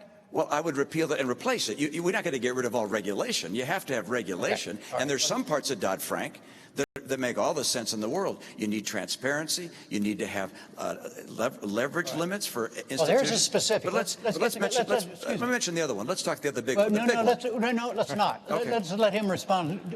Let's let him respond to this specific on Dodd-Frank and what the governor just said. Well, I think this is a great example. The reason we have been in such an enormous economic crisis was prompted by reckless behavior across the board. Now, it wasn't just on Wall Street. You had loan officers that were given loans and mortgages that really shouldn't have been given because the folks didn't qualify. You had people who were borrowing money to buy a house that they couldn't afford. You had credit agencies that were stamping these as A1 great investments when they weren't. But you also had banks making money hand over fist, churning out products that the bankers themselves didn't even understand in order to make big profits, but knowing that it made the entire system vulnerable. So what did we do? We stepped in and had the toughest reforms on Wall Street since the 1930s. We said, you've got banks, you've got to raise your capital. If you do, then Governor Romney is your candidate. But that's not what I believe. That's just not the facts. Look, we have to have regulation on Wall Street. Yeah. That's why I'd have regulation. But I wouldn't designate 5 banks as too big to fail and give them a blank check. That's one of the unintended consequences of Dodd-Frank. It wasn't thought through properly. We need to get rid of that provision because it's killing regional and small banks. They're getting hurt. Let me mention another regulation in Dodd-Frank. You say we were giving mortgages to people who weren't qualified. That's exactly right. It's one of the reasons for the great financial calamity we had. And so Dodd-Frank correctly says we need to have qualified mortgages, and if you give a mortgage that's not qualified, there are big penalties. Except they didn't ever go on to define what a qualified mortgage was. It's been 2 years. We don't know what a qualified mortgage is yet. So banks are reluctant to make loans, mortgages. Try and get a mortgage these days. It's hurt the housing market because Dodd-Frank didn't anticipate putting in place the kinds of regulations you have to have. It's not that Dodd-Frank always was wrong with too much regulation. Sometimes they didn't come out with the clear regulation. I will make sure we don't hurt the functioning of our marketplace and our businesses because I want to bring back housing and get good jobs. All right. I think we have another clear difference between the two of you. Now let's move to health care, where I know there is a clear difference. And that has to do with the Affordable Care Act, Obamacare, and it's a 2-minute new segment, and that means 2 minutes each. And you go first, Governor Romney. You want it repealed. You want the Affordable Care Act repealed. Why? I sure do. Well, in part, it comes again from my experience. I was in New Hampshire. A woman came to me and she said, "Look, I can't afford insurance for myself or my son." I met a couple in Appleton, Wisconsin, and they said, "We're thinking of dropping our insurance. We can't afford it." And the number of small businesses I've gone to that are saying they're dropping insurance because they can't afford it, the cost of health care is just prohibitive.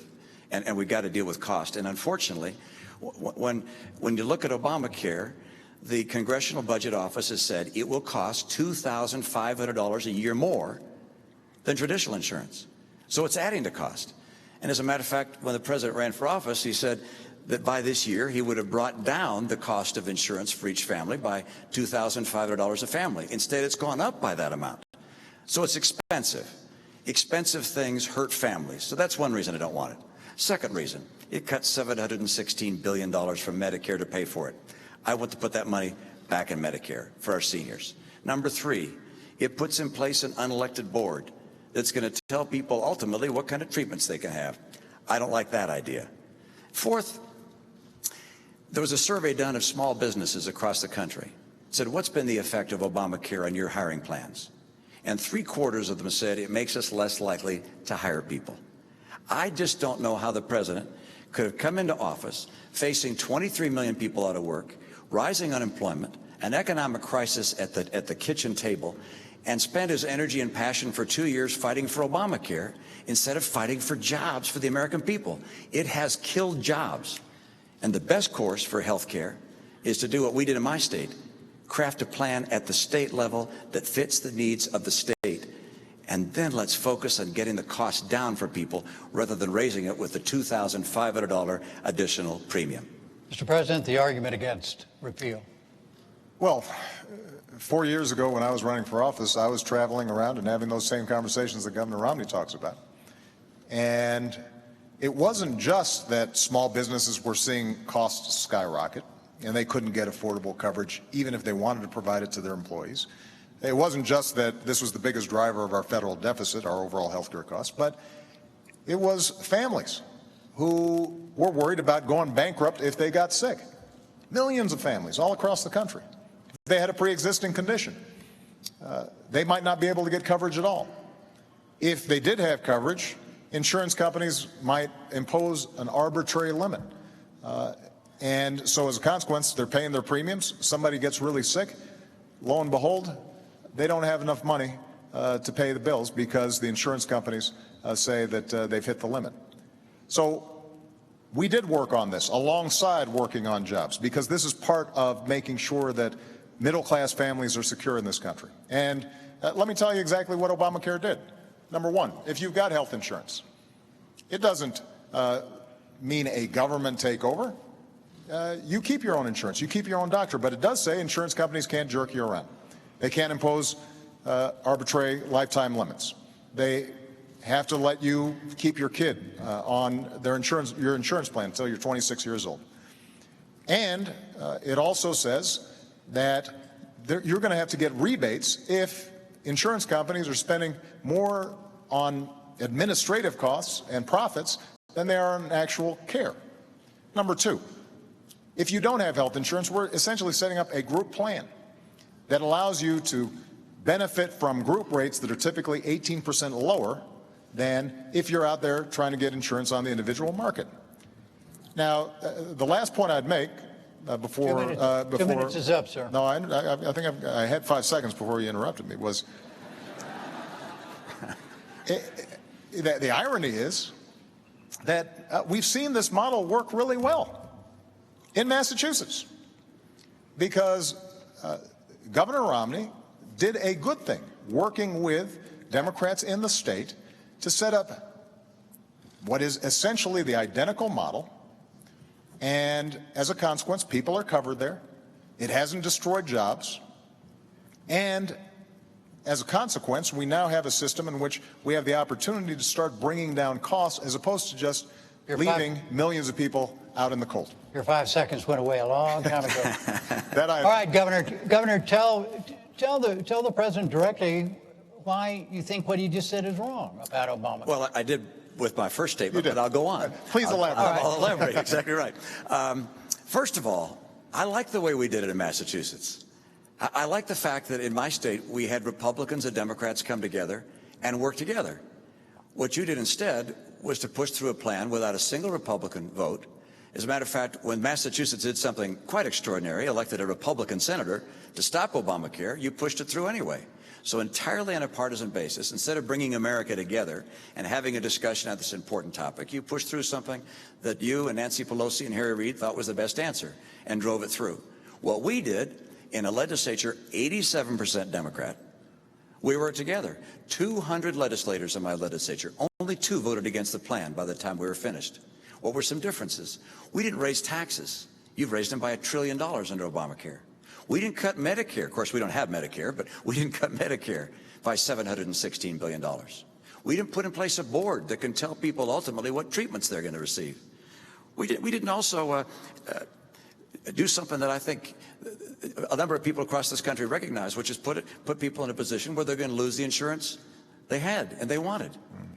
Right now, the CBO says up to 20 million people will lose their insurance as Obamacare goes into effect next year. And likewise, a study by McKinsey & Company of American businesses said 30% of them are anticipating dropping people from coverage. So for those reasons, for the tax, for Medicare, for this board, and for people losing their insurance, this is why the American people don't want Medicare, don't want Obamacare. It's why Republicans said, do not do this. And the Republicans had the plan. They put a plan out. They put out a plan, a bipartisan plan. It was swept aside. I think something this big, this important, has to be done on a bipartisan basis. And we have to have a president who can reach across the aisle and fashion important legislation with the input from both parties.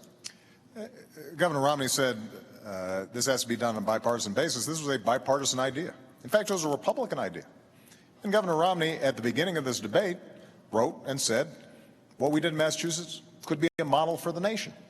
And I agree that the Democratic legislators in Massachusetts might have given some advice to Republicans in Congress about how to cooperate. But the fact of the matter is, we use the same advisors, and they say it's the same plan. When Governor Romney talks about this board, for example, unelected board that we've created, what this is a group of healthcare experts, doctors, et cetera, to figure out how can we reduce the cost of care in the system overall. Because there are two ways of dealing with our healthcare crisis. One is to simply leave a whole bunch of people uninsured and let them fend for themselves, to let businesses figure out how long they can continue to pay premiums until finally they just give up and their workers are no longer getting insured. And that's been the trend line. Or alternatively, we can figure out how do we make the cost of care more effective. And there are ways of doing it. So at Cleveland Clinic, one of the best healthcare systems in the world, they actually provide great care cheaper than average. And the reason they do is because they do some smart things. They say, if a patient's coming in, let's get all the doctors together at once, do one test instead of having the patient run around with 10 tests. Let's make sure that we're providing preventive care, so we're catching the onset of something like diabetes. Let's pay providers on the basis of performance as opposed to on the basis of how many procedures they've engaged in. Now, so what this board does is basically identifies best practices and says, let's use the purchasing power of Medicare and Medicaid to help to institutionalize all these good things that we do. And the fact of the matter is that when Obamacare is fully implemented, we're going to be in a position to show that costs are going down. And over the last 2 years, healthcare premiums have gone up. It's true, but they've gone up slower than any time in the last 50 years. So we're already beginning to see progress. In the meantime, folks out there with insurance, you're already getting a rebate. Let me make one last point. Governor Romney says we should replace it. I'm just going to repeal it, but we can replace it with something. But the problem is he hasn't described what exactly we'd replace it with, other than saying we're going to leave it to the states. But the fact of the matter is that some of the prescriptions that he's offered, like letting you buy insurance across state lines, there's no indication that that somehow is going to help somebody who's got a pre-existing condition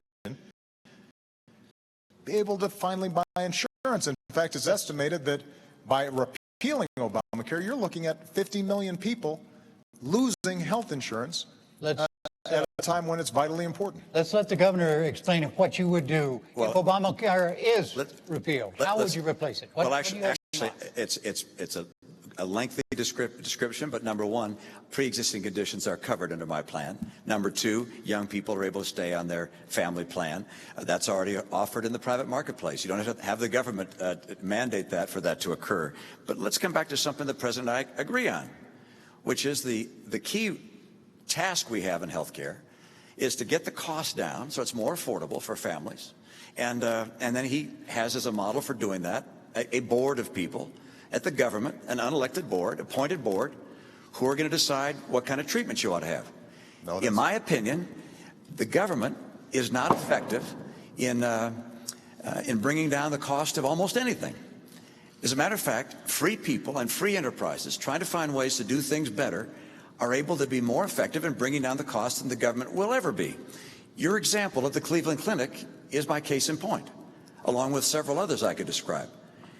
This is the private market. These are enterprises competing with each other, learning how to do better and better jobs. I used to consult to businesses, to hospitals and to healthcare providers. I was astonished at the creativity and innovation that exists in the American people. In order to bring the cost of healthcare down, we don't need to have a board of 15 people telling us what kinds of treatments we should have.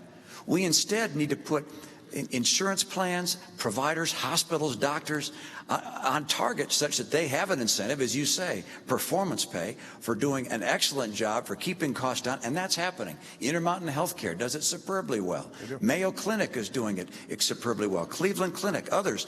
But the right answer is not to have the federal government take over healthcare and start mandating to the providers across America, telling a patient and a doctor what kind of treatment they can have. That's the wrong way to go. The private market and individual responsibility always work best. Let me just point out, first of all, this board that we're talking about can't make decisions about what treatments are given. That's explicitly prohibited in the law. But let's go back to what Governor Romney indicated, that under his plan, he would be able to cover people with pre-existing conditions. Well, actually, Governor, that isn't what your plan does. What your plan does is to duplicate what's already the law, which says if you are out of health insurance for 3 months, then you can end up getting continuous coverage, and an insurance company can't deny you if it's been under 90 days. But that's already the law, and that doesn't help the millions of people out there with pre-existing conditions. There's a reason why Governor Romney set up the plan that he did in Massachusetts. It wasn't a government takeover of health care. It was the largest expansion of private insurance. But what it does say is that insurers, you've got to take everybody. Now, that also means that you've got more customers. But when Governor Romney says that he'll replace it with something, but can't detail how it will be in fact replaced, and the reason he set up the system he did in Massachusetts was because there isn't a better way of dealing with the pre-existing conditions problem. It just reminds me of, he says that he's going to close deductions and loopholes for his tax plan. That's how it's going to be paid for, but we don't know the details. He says that he's going to replace Dodd-Frank, Wall Street reform, but we don't know exactly which ones. He won't tell us. He now says he's going to replace Obamacare and assure that all the good things that are in it are going to be in there, and you don't have to worry. And at some point, I think the American people have to ask themselves, is the reason that Governor Romney is keeping all these plans to replace secret because they're too good? Is it because that somehow middle-class families are going to benefit too much from them? No, the reason is because when we reform Wall Street, when we tackle the problem of pre-existing conditions, then these are tough problems, and we've got to make choices. And the choices we've made have been ones that ultimately are benefiting middle-class families all across the country. We're going to move to No, I have to respond to that, which is my experience as a governor. Is if I come in and lay down a piece of legislation and say it's my way or the highway, I don't get a lot done. What I do is the same way that Tip O'Neill and Ronald Reagan worked together some years ago. When Ronald Reagan ran for office, he laid out the principles that he was going to foster. He said he was going to lower tax rates. He said he was going to broaden the base. You've said the same thing. You're going to simplify the tax code, broaden the base. Those are my principles. I want to bring down the tax burden on middle-income families. And I'm going to work together with Congress to say, okay, what are the various ways we could bring down deductions, for instance? One way, for instance, would be to have a single number. Make up a number, $25,000, $50,000. Anybody can have deductions up to that amount. And then that number disappears for high-income people. That's one way one could do it. One could follow Bowles-Simpson as a model and take deduction by deduction and make differences that way. There are alternatives to accomplish the objective I have, which is to bring down rates, broaden the base, simplify the code, and create incentives for growth. And with regards to health care, You had remarkable details with regards to my pre-existing condition plan. You obviously have studied up on my plan. In fact, I do have a plan that deals with people with pre-existing conditions. That's part of my health care plan. And what we did in Massachusetts is a model for the nation, state by state. And I said that at that time. The federal government taking over health care for the entire nation and whisking aside the 10th Amendment, which gives states the rights for these kinds of things, is not the course for America to have a stronger, more vibrant economy. That is a terrific segue to our next segment, and is the role of government. And let's see, role of government, and it is, you are first on this, Mr. President, and the question is this: do you believe, both of you, but you had the first 2 minutes on this, Mr. President, do you believe there's a fundamental difference between the two of you as to how you view the mission of the federal government? Well, I definitely think there are differences. The first role of the federal government is to keep the American people safe. That's its most basic function. And as Commander-in-Chief, that is something that I have worked on and thought about every single day that I've been in the Oval Office. But I also believe that government has the capacity, the federal government has the capacity, to help open up opportunity and create ladders of opportunity and to create frameworks where the American people can succeed. Look, the genius of America is the free enterprise system and freedom, and the fact that people can go out there and start a business, work on an idea, make their own decisions. But as Abraham Lincoln understood, there are also some things we do better together. So in the middle of the Civil War, Abraham Lincoln said, let's help to finance the Transcontinental Railroad. Let's start the National Academy of Sciences. Let's start land-grant colleges, because we want to give these gateways of opportunity for all Americans, because if all Americans are getting opportunity, we're all going to be better off. That doesn't restrict people's freedom, that enhances it. And so what I've tried to do as president is to apply those same principles. And when it comes to education, what I've said is we've got to reform schools that are not working. We used something called race to the top. It wasn't a top-down approach, Governor. What we've said is to states, we'll give you more money if you initiate reforms. And as a consequence, you had 46 states around the country who have made a real difference. But what I've also said is let's hire another 100,000 math and science teachers to make sure we maintain our technological lead and our people are skilled and able to succeed. And hard-pressed states right now can't all do that. In fact, we've seen layoffs of hundreds of thousands of teachers over the last several years, and Governor Romney doesn't think we need more teachers. I do, because I think that that is the kind of investment where the federal government can help. It can't do it all, but it can make a difference. And as a consequence, we'll have a better trained workforce, and that will create jobs because companies want to locate in places where we've got a skilled workforce. 2 minutes, Governor, on the role of government. Your view. Well, first, I love great schools. Massachusetts, our schools are ranked #1 of all 50 states. And the key to great schools, great teachers. So I reject the idea that I don't believe in great teachers or more teachers. Every school district, every state should make that decision on their own. The role of government. Look behind us. The Constitution and the Declaration of Independence. The role of government is to promote and protect the principles of those documents. First, life and liberty. We have a responsibility to protect the lives and liberties of our people, and that means a military second to none. I do not believe in cutting our military. I believe in maintaining the strength of America's military. Second, in that line that says we are endowed by our Creator with our rights, I believe we must maintain our commitment to religious tolerance and freedom in this country.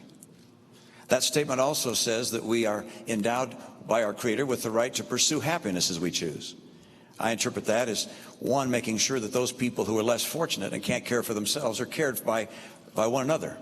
We're a nation that believes that we're all children of the same God, and we care for those that have difficulties, those that are elderly and have problems and challenges, those that are disabled. We care for them, and we look for discovery and innovation, all these things desired out of the American heart to provide the pursuit of happiness for our citizens.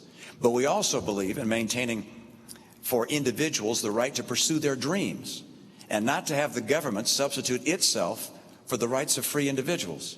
And what we're seeing right now is, in my view, a trickle-down government approach, which has government thinking it can do a better job than free people pursuing their dreams, and it's not working. And the proof of that is 23 million people out of work. The proof of that is 1 out of 6 people in poverty. The proof of that is we've gone from 32 million on food stamps to 47 million on food stamps. The proof of that is that 50% of college graduates this year can't find work. We know that the path we're taking is not working. It's time for a new path. All right, let's go through some specifics in terms of how each of you views the role of government. Education. Does the federal government have a responsibility to improve the quality of public education in America? Well, the primary responsibility for education is of course, at the state and local level. But the federal government also can play a very important role. And I agree with Secretary Arne Duncan. It's some ideas he's put forward on Race to the Top, not all of them, but some of them I agree with, and congratulate him for pursuing that. The federal government can get local and state schools to do a better job. My own view, by the way, is I've added to that. I happen to believe I want the kids that are getting federal dollars from IDEA or Title I. These are disabled kids or poor kids or lower income kids, rather. I want them to be able to go to the school of their choice. So all federal funds, instead of going to the state or to the school district, I'd have go, if you will, follow the child and let the parent and the child decide where to send their student. How do you see the federal government's responsibility to, as I say, to improve the quality of public education in this country? Well, as I've indicated, I think that it has a significant role to play. Through our Race to the Top program, we've worked with Republican and Democratic governors to initiate major reforms, and they're having an impact right now. Do you think you have a difference with your views and those of Governor Romney about education? This is where budgets matter, because budgets reflect choices. So when Governor Romney indicates that he wants to cut taxes and potentially benefit folks like me and him, and to pay for it, we're having to initiate significant cuts in federal support for education. That makes a difference. You know, his running mate, Congressman Ryan, put forward a budget that reflects many of the principles that Governor Romney's talked about. And it wasn't very detailed. This seems to be a trend, but what it did do is to, if you extrapolated how much money we're talking about, you'd look at cutting the education budget by up to 20%. When it comes to community colleges, we are seeing great work done out there all over the country, because we have the opportunity to train people for jobs that exist right now. And one of the things I suspect Governor Romney and I probably agree on is getting businesses to work with community colleges so that they're setting up their training programs. Do you agree, Governor? Let me just finish the point. It's, by the way, I suspect it'll be a small going very well agreement. in my state, by the way, yeah. Where they're partnering so that they're designing training programs, and people who are going through them know that there's a job waiting for them if they complete it. Okay. That makes a big difference, but that requires some federal support. Let me just say one final example. When it comes to making college affordable, whether it's 2-year or 4-year, one of the things that I did as president was we were sending $60 billion to banks and lenders as middlemen for the student loan program, even though the loans were guaranteed. So there was no risk for the banks or the lenders, but they were taking billions out of the system. And we said, why not cut out the middleman? And as a consequence, what we've been able to do is to provide millions more students assistance, lower or keep low interest rates on student loans. And this is an example of where our priorities make a difference. Governor Romney, I genuinely believe, cares about education. But when he tells a student that, you should borrow money from your parents to go to college, that indicates the degree to which, there may not be as much of a focus on the fact that folks like myself, folks like Michelle, kids probably who attend University of Denver, just don't have that option. And for us to be able to make sure that they've got that opportunity and they can walk through that door, that is vitally important, not just to those kids. It's how we're going to grow this economy over the long term. We're running out of time, gentlemen. So Jim, you have a chance. Yes, respond to that. Yes, sir, Governor. Mr. President, you're entitled as a president to your own airplane and to your own house, but not to your own facts. All right, I'm not going to cut education funding. I don't have any plan to cut education funding and grants that go to people going to college. I'm planning on continuing to grow, so I'm not planning on making changes there. But you make a very good point, which is that the place you put your money just makes a pretty clear indication of where your heart is. You put $90 billion into green jobs. And I'm all in favor of green energy. $90 billion. That would have hired 2 million teachers. $90 billion. And these businesses, many of them have gone out of business. I think about half of them, of the ones that have been invested in, have gone out of business. A number of them happen to be owned by people who are contributors to your campaigns. Look, the right course for America's government, we're talking about the role of government, is not to become the economic player, picking winners and losers, telling people what kind of health treatment they can receive, taking over the health care system that has existed in this country for a long, long time and has produced the best health records in the world. The right answer for government is to say, how do we make the private sector become more efficient and more effective? How do we get schools to be more competitive? Let's grade them. I propose we grade our schools so parents know which schools are succeeding and failing, so they can take their child to a school that's being more successful. I don't want to cut our commitment to education. I wanted to make it more effective and efficient. And by the way, I've had that experience. I don't just talk about it. I've been there. Massachusetts schools are ranked #1 in the nation. This is not because I didn't have commitment to education. It's because I care about education for all of our kids. All right, gentlemen, look, excuse me one sec. Excuse me, sir. We barely have 3 minutes left. I'm not going to grade the two of you and say your answers have been too long or I've done a poor job. You've done a great job. Oh, well, no. But the fact is, government, the role of government and governing, we've lost a pot, in other words. So we only have three minutes left in the debate before we go to your closing statements. And so I want to ask finally here, and remember, we got 3 minutes total time here. And the question is this: many of the legislative functions of partisan gridlock. If elected, in your case, if re-elected in your case, what would you do about that? Governor?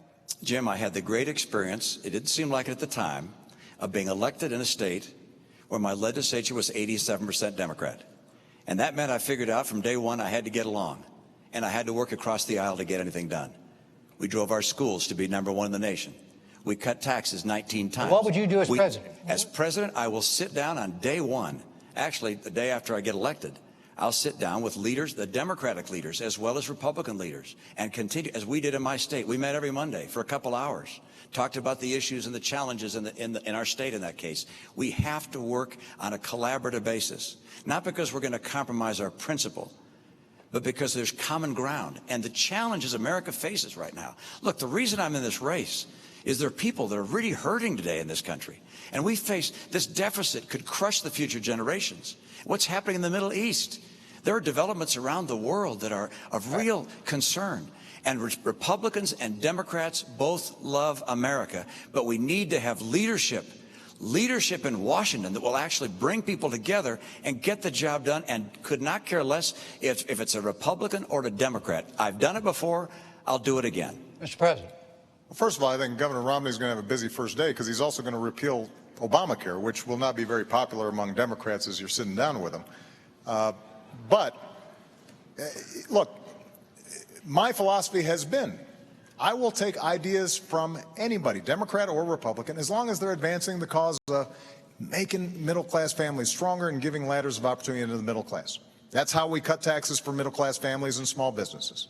That's how we cut $1 trillion of spending that wasn't advancing that cause. That's how we signed 3 trade deals into law that are helping us to double our exports and sell more American products around the world.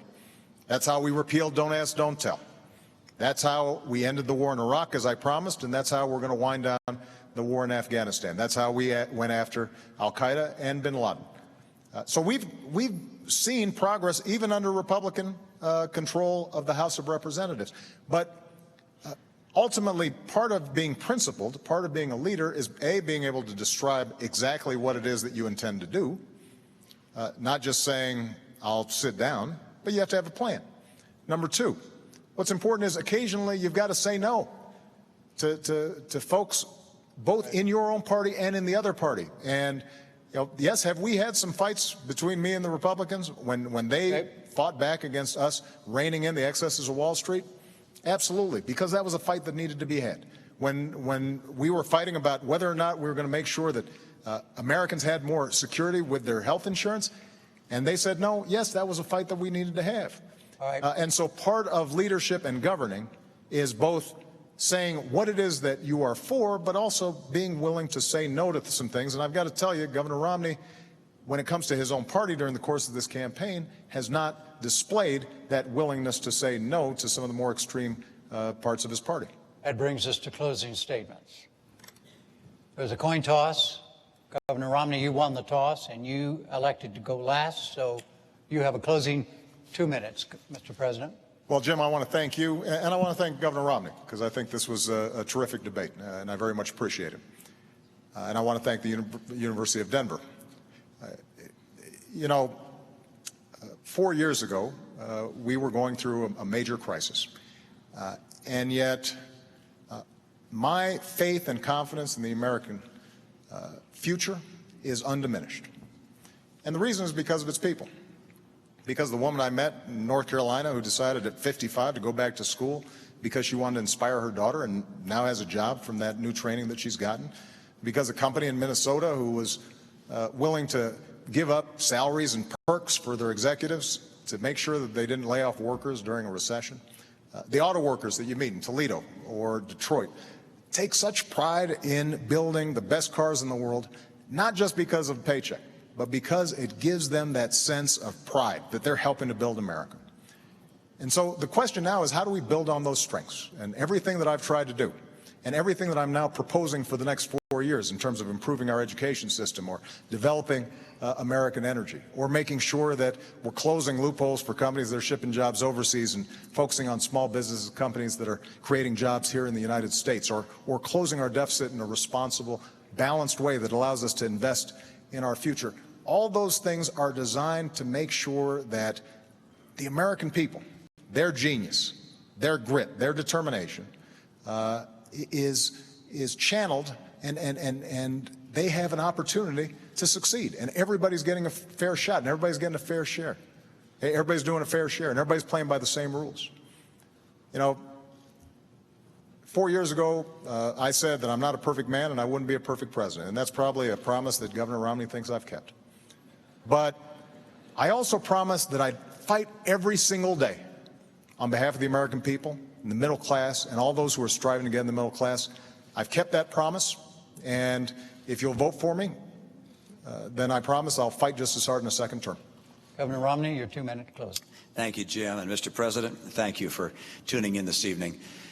This is an important election, and I'm concerned about America. I'm concerned about the direction America has been taking over the last 4 years. I know this is bigger than an election about the two of us as individuals. It's bigger than our respective parties. It's an election about the course of America. What kind of America do you want to have for yourself and for your children? And there really are two very different paths that we began speaking about this evening. And over the course of this month, we're going to have 2 more presidential debates and a vice presidential debate. We'll talk about those 2 paths, but they lead in very different directions. And it's not just looking to our words that you have to take an evidence of where they go. You can look at the record. There's no question in my mind that if the president were to be reelected, you'll continue to see a middle-class squeeze with incomes going down and prices going up. I'll get incomes up again. You'll see chronic unemployment. We've had 43 straight months with unemployment above 8%. If I'm president, I will help create 12 million new jobs in this country with rising incomes. If the president's reelected, Obamacare will be fully installed. In my view, that's going to mean a whole different way of life for people who counted on the insurance plan they had in the past. Many will lose it. You're going to see health premiums go up by some $2,500 per family. If I'm elected, we won't have Obamacare. We'll put in place the kind of principles that I've put in place in my own state and allow each state to craft their own programs to get people insured, and we'll focus on getting the cost of health care down. If the president were to be reelected, you're going to see a $716 billion cut to Medicare. You'll have 4 million people who will lose Medicare Advantage. You'll have hospitals and providers that will no longer accept Medicare patients. I'll restore that $716 billion to Medicare. And finally, military. the president's reelected, you'll see dramatic cuts to our military. The Secretary of Defense has said these would be even devastating. I will not cut our commitment to our military. I will keep America strong and get America's middle class working again. Thank you, Jim. Thank you, Governor. Thank you, Mr. President. The next debate will be the vice presidential event on Thursday, October 11th at Center College in Danville, Kentucky. For now, from the University of Denver, I'm Jim Lara. Thank you and good night.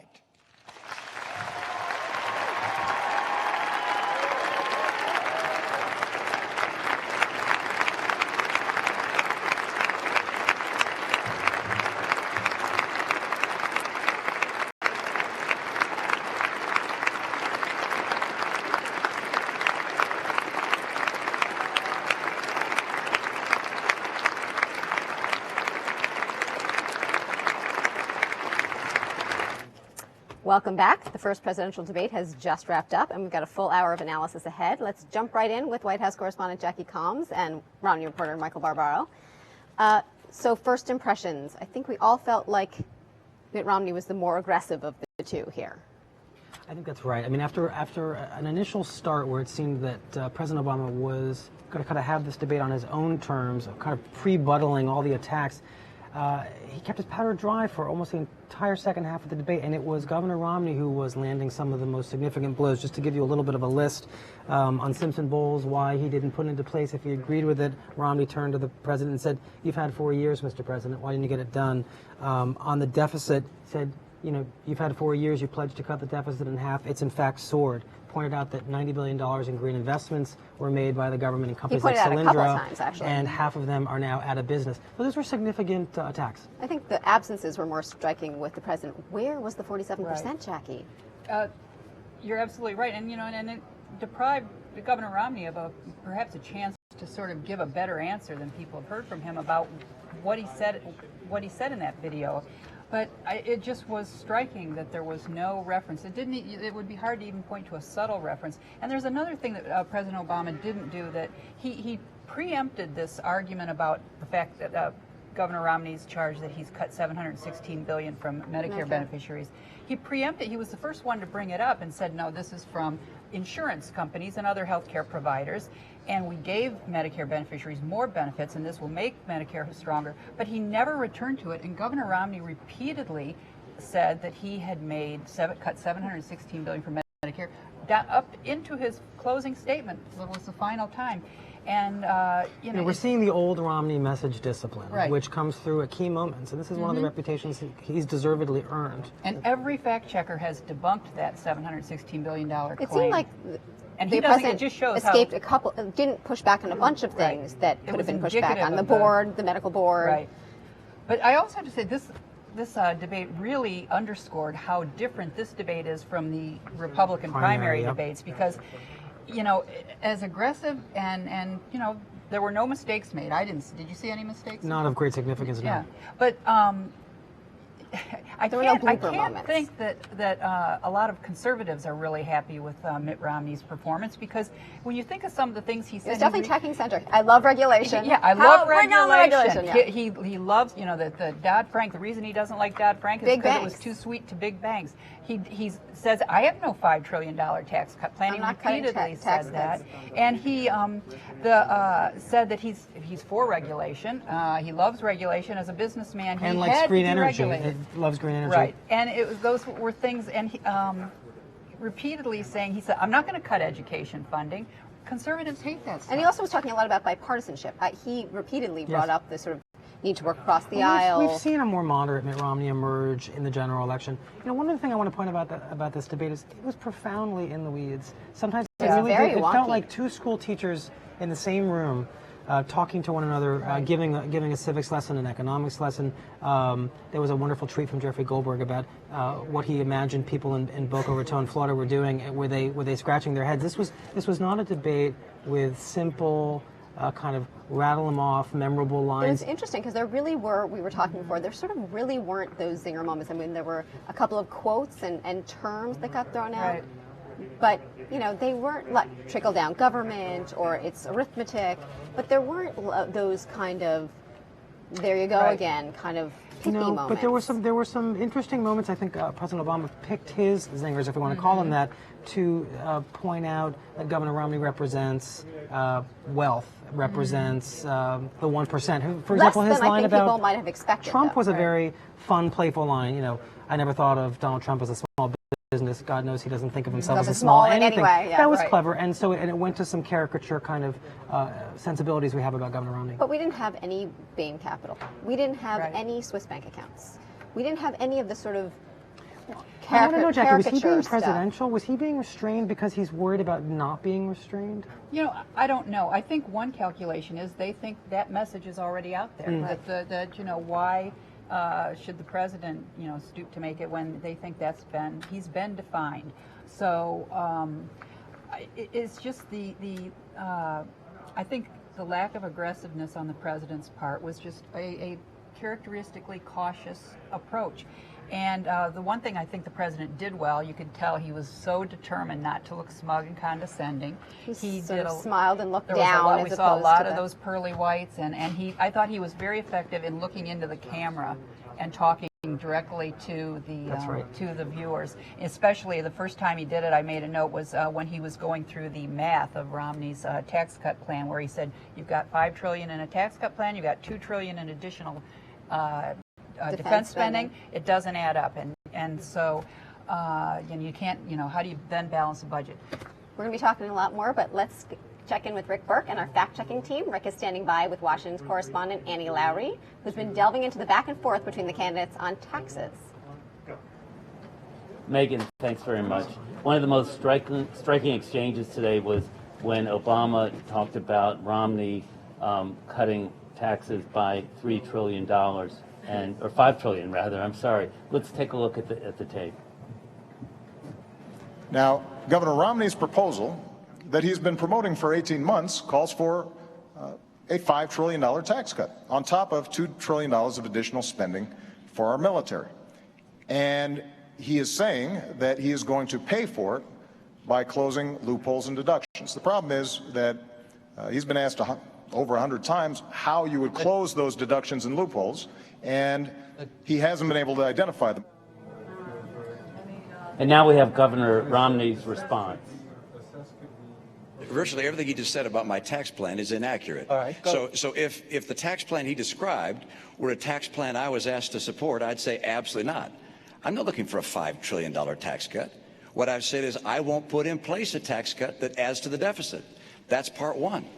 So there's no economist can say Mitt Romney's tax plan adds $5 trillion if I say I will not add to the deficit with my tax plan. Annie, this whole tax cut argument has been a staple of the campaign for weeks, if not months. Who's right, who's wrong here?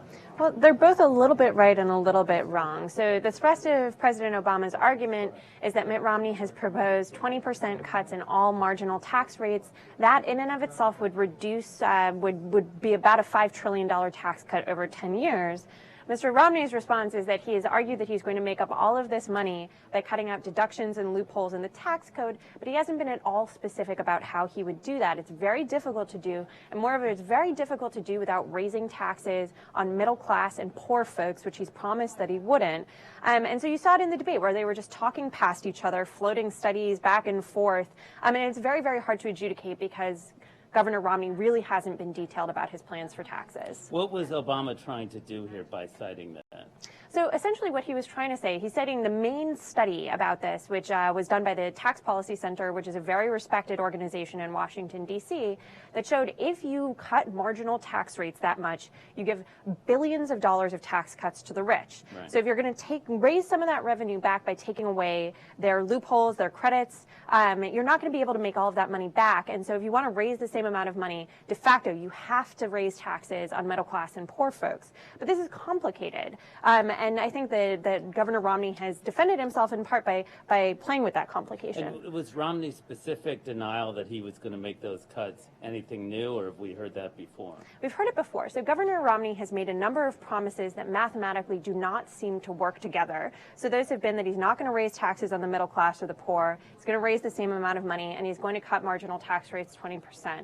He can't seem to do all of those things, and so it's not clear what's going to slip. And some conservatives are worried that, in fact, he would widen the deficit, but we just don't know, and he hasn't given us specifics that would allow us to actually do the math on this. Politically, do you think Romney scored points by his denial and by his response to Obama?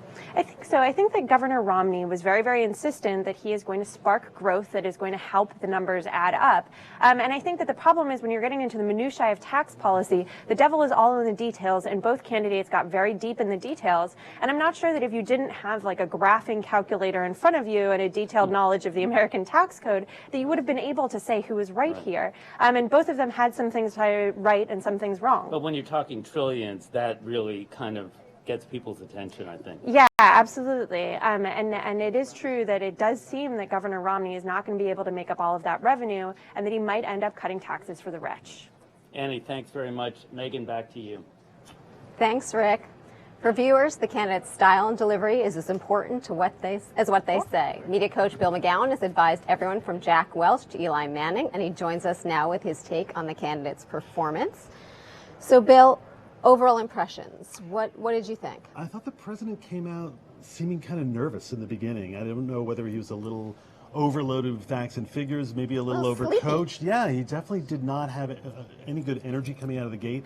Whereas I thought Governor Romney was dealing in the broad themes kind of well and didn't seem overloaded with rehearsal, and then it seemed to sort of flip halfway through, and I thought the president found his groove, and Romney started getting a little manic in his hand gestures and a little worked up in a couple of places where he seemed to come a little bit off the rails.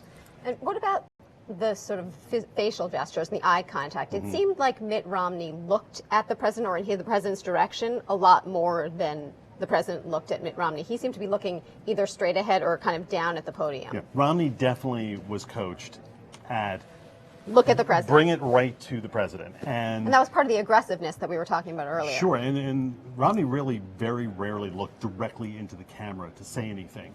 What I would coach Romney to do, I think, is vary his facial expression a little bit. When he's not speaking, he has this sort of strained smile that a lot of people it's like notice. this smirk that exists all the time. In fact, one of his best moments came near the end where he was talking about the role of government, and he actually lost the smile, looked a little angry that we weren't upholding the Constitution and what the country was based on.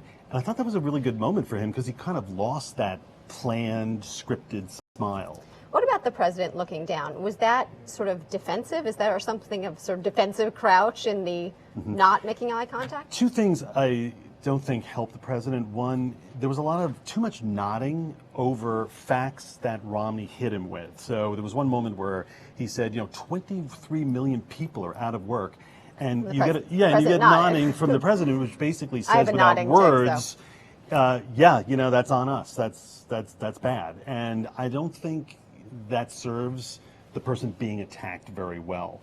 And also, it would be better if he picked his spot to look at Romney or the podium. I think there was too much rapid sort of ping-ponging back and forth, which I think is perceived by the viewer as just a little bit anxious, a little bit nervous. Right. I think he should have looked at Romney a little bit more while he was on. Were there anything else in the just gesturing that you noticed? Like there was the manic phase of Mitt Romney. I think, the president tends to be very controlled. His hand gestures tend to be very much, in front of him, within the silhouette of his body, whereas Mitt Romney started, gesturing outside, and it seemed, as I said, at times a little bit manic, a little bit over the top. What do you think is the president's sort of best stylistic tick or gesture in debate? I think he picked two great moments to look into the camera, and one of them was where he said, if anybody really thinks that too much regulation on Wall Street or not enough was our problem, I think this is your guy. I think that was a great moment to look into the camera. And he also riffed off of something Romney said, where Romney said, if you're over 60, you don't need to listen to me past this point. And the president said, if you're 54, you need to listen. And he turned to the camera, spoke to the American people at really just the right moment. So I thought he was better to the camera. Romney was better on the offensive and the attack, looking at Obama. Thanks a lot, Bill. My pleasure. Let's go again to our fact-checking team. Rick Burke is standing by with healthcare reporter Abby Goodenough. Take it away, Rick. Thank you, Megan. One of the most notable exchanges tonight was Romney hitting Obama on health care, saying instead of worrying about saving jobs, he was pushing through his natural health care plan. Let's take a look at the clip.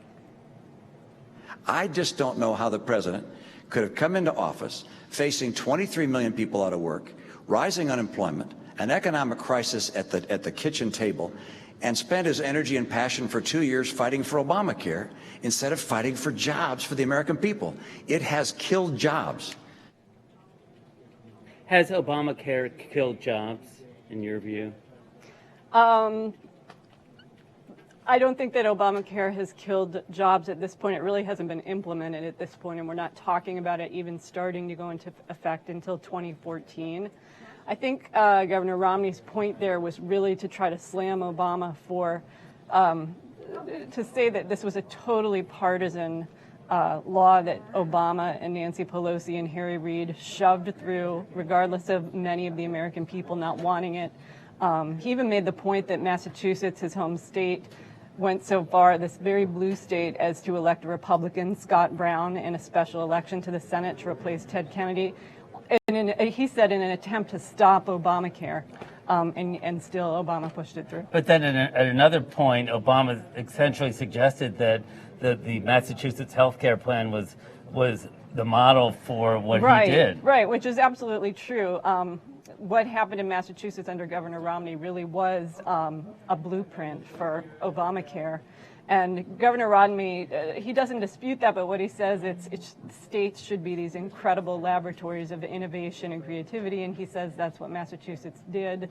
He also made the point tonight in painting the Obamacare as a totally partisan Democratic shove through, that in Massachusetts that law was passed with bipartisan support, which is basically true. Although most of the legislature at the time was Democrat, Romney was a Republican, and they all did agree on it. That's a big difference between the Obama law and what happened in Massachusetts. Now, this whole debate has been a big part of advertising on both sides and campaign appearances. Did you learn anything new here about their positions? Not really. Mostly the talking points that we heard over and over again. Romney saying that, yes, he did this almost identical law in Massachusetts, but that states themselves should have the rights to decide whether it's right or not. Each using their talking points we've heard again and again on Medicaid and Medicare.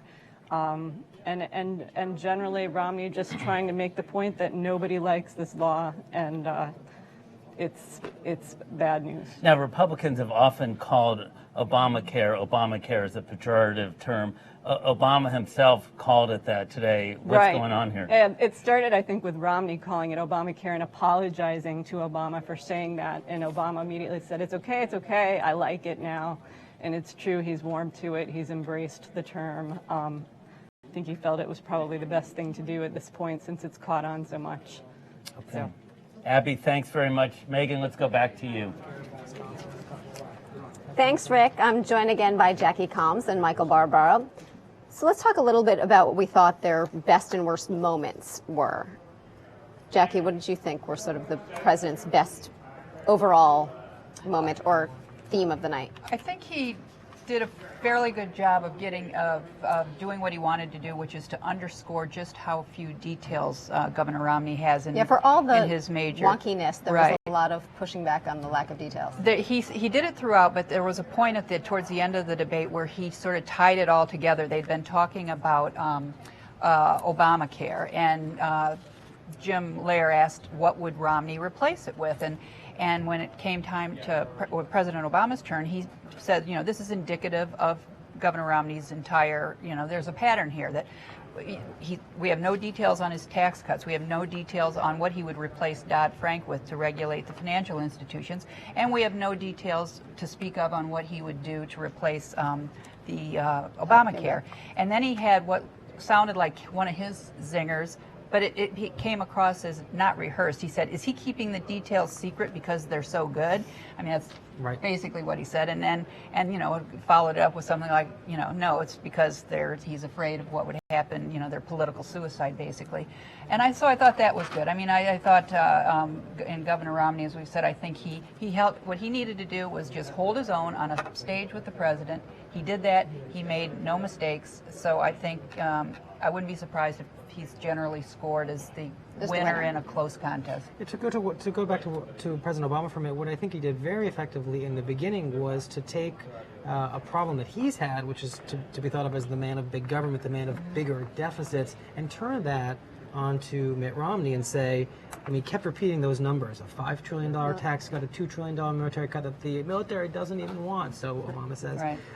And turn for a brief moment, though he really did let it up later on, this idea that Mitt Romney is the guy who's going to make deficits explode, which is just not how Republicans generally think of Mitt Romney. There was a while there where they really seemed like they were actually litigating Mitt Romney's tax plan as opposed to President Obama's record. And you have this sense that Mitt Romney was on the defensive. I think that switched later on and became much more the president on the defensive. And Governor Romney communicated, very effectively the big philosophical kind of vision he has for a government where limited kind of intervention and free enterprise reign, and he found kind of pointed ways to remind people that that's not the way Barack Obama has governed, particularly on health care. I also thought it was remarkable the way Barack Obama embraced, probably in the most fulsome way ever, the phrase Obamacare. I liked it. But is that really a good thing, given the popularity of the health care or the lack of popularity? That's really interesting. This has been a sort of standard piece of his stump speech for some months now, and it's the crowds love it. He'll just say something about it,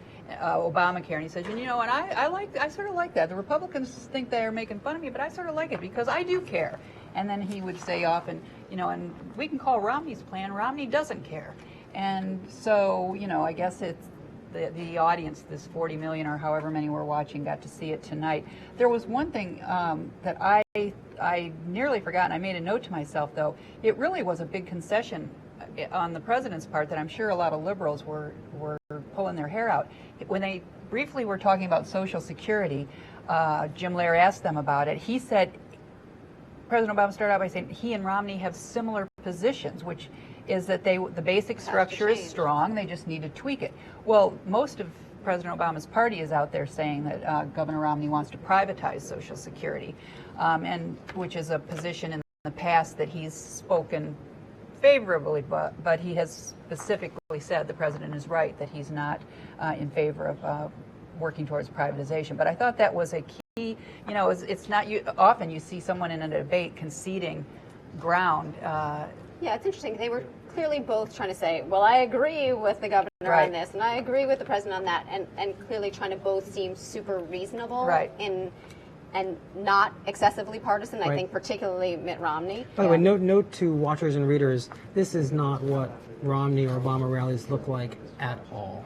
Yeah. These debates are much more conciliatory and kind than when these guys go off on their own. Oh yeah, your head must have been spinning hearing some of the things that Mitt Romney was saying here compared to what you've heard for the past year, especially when he was talking more to Republican true believers on regulation. I'll come back to you guys in a second. But Opinion takes over for a moment. Charles Below is standing by with fellow op-ed columnist Joe Nacero to talk about the relationship between rhetoric and reality when it comes to getting the economy back on track. I think the top.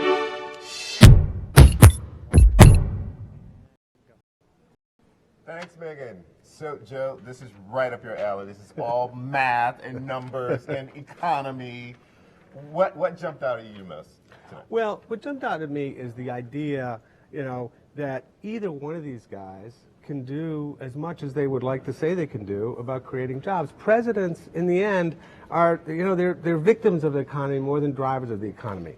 And so in Mitt Romney's case, he was very aggressive about talking about, lowering taxes. There's no evidence that lower taxes leads to job growth. Clinton had higher taxes than George Bush. The economy was better. The second thing is the whole idea about a lower corporate tax rate. This has really struck me.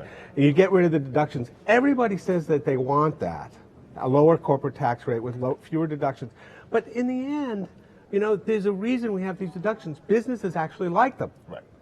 And so, you know, again, something that sounds nice on paper, but really is pretty unrealistic. It's not only unrealistic, but Romney says at one point in the debate, my plan is to do something that has never been done before. Right. So there's no precedent. He's even conceding there's no precedent for this. There's no way to say, you know, historically we can look at this kind of approach and say this works. Right. This will create jobs. This will strengthen the economy. This will get us back on the right track. This is basically like a kind of shot in the dark, and still kind of holding back on the specifics and kind of right. And that is the other thing. I have a plan that's going to create 12 million jobs. Wow, that's a pretty specific number. How exactly are you planning to do that, sir? And then it winds up just saying, well, I'm going to give people tax breaks. And then economists say, you know, there are going to be 12 million jobs created if we do nothing. If you just kind of look at the pace of creation over the next 4 years. Right. We've been through a very rough stretch. You know, you don't think President Obama wanted to create more jobs than he's been created? I mean, part of the reason this race is as close as it is because job growth just hasn't been there. We're going through a really rough time. I read the other day, I've been reading Roosevelt's Fireside Chats. Don't ask me why. I don't know why. I don't know what. And there you see an example of a very popular president going through a hard time for almost a decade and keeping people's faith. I mean, this president, this Congress, this Washington that we live in, you know, people just don't have the faith that anybody's trying to get. But are they willing to take the bet on Mitt Romney? I mean, that is the question. Exactly, because part of it is just like, you know, the last round of interviews. You've seen both guys' resumes. You know what they bring to the table. Right. Who do you want to work with for the next 4 years? Did Romney sell that tonight? Well, you know, I think he sold it to people who are already inclined to distrust the government. I mean, it's very clear that Romney was basically saying this is the classic way a businessman thinks. There is nothing the government can do that the private sector can't do better. That is fundamentally what he believes. And, you know, for people who find that an appealing idea, they will find him an attractive candidate. And I do think he performed well tonight, and I think he's not going to scare anybody off because of the way he performed. So, but we know that the number of people in the middle shrinking. The number of people who say that they're undecided much smaller than have been in previous elections. And now, did they watch the debate? Did they watch the did they watch the debate? Number one, you're right. Did they watch the debate? And if they watch the debate, you know, is this kind of heavy math, very wonkish approach something that you think connects well with them? I didn't think it was that wonkish myself. I'm talking to the wrong guy. $716 billion in Medicare cuts. So I did not think it was that wonkish. I'm sorry to say. But on a stylistic thing, you believe that he did well. You believe that Romney did well. I mean, if you had to grade them one against the other, who would you say won this one?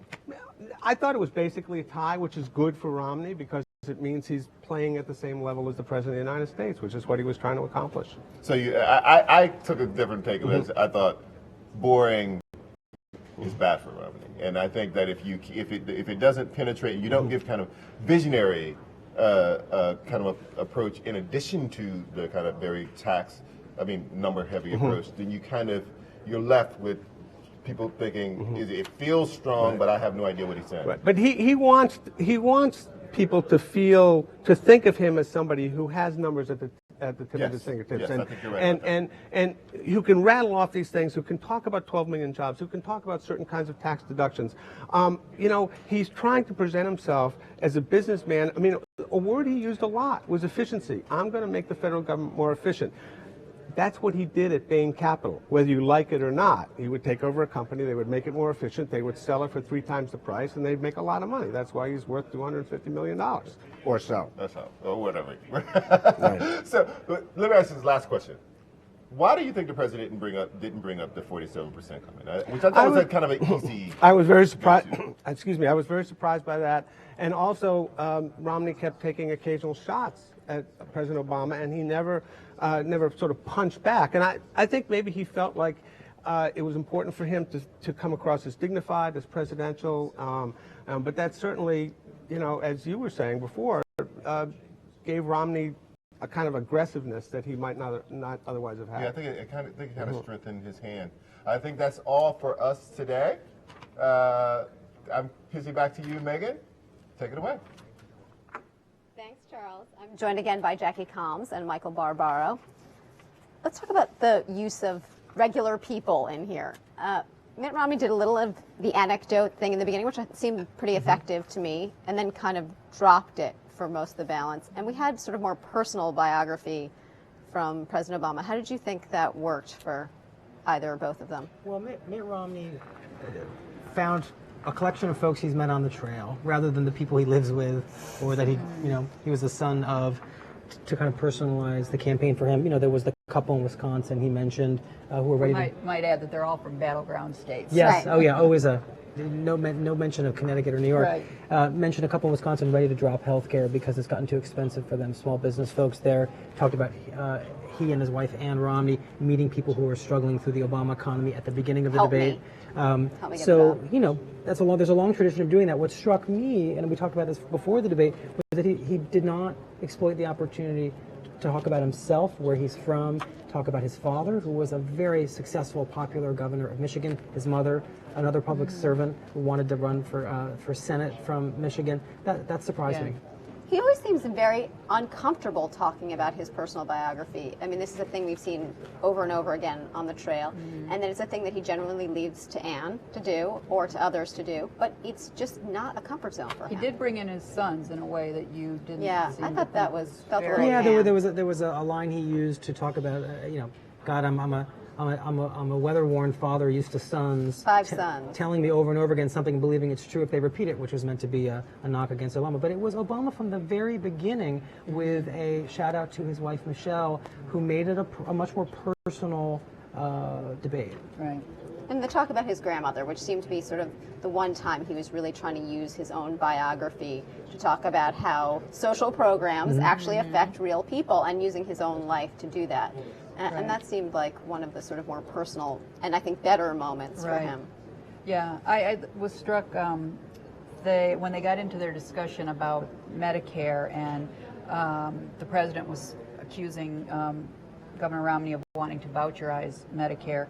And the governor took his turn to say, to try to explain that in the next decade, when he would have this be in effect for future retirees, that they would have an option to stay with Medicare. Now, we'll forget the gory details about how Medicare would be much changed in this idea. New universe, yeah. And but you'd have private insurance to pick from, and then you could have the option of Medicare. And he said, now personally, I'd rather have private insurance. And I didn't think that was exactly what he should have said. It sort of, especially for people that have the 47% in the back of their mind, because they're thinking, well, of course you would. You can afford it, You can afford Cadillac care. And I think that he probably wishes he hadn't said that. But it was it a big gaffe? No, not by any stretch. Are there any other moments that you think fell flat, or things that left someone vulnerable that they wish they could have taken back?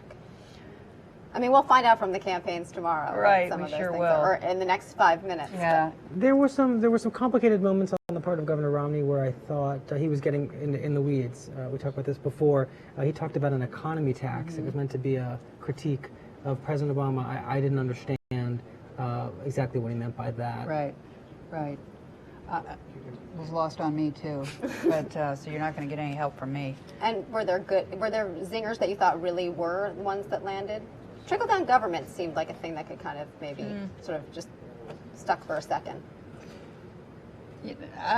I can't think of any that really. The president had a few, but like saying talking about the $5 trillion tax cut, and Governor Romney kept saying, "I'm not for a $5 trillion tax cut," which sounded odd. I know he didn't mean it quite that way, but the president said so.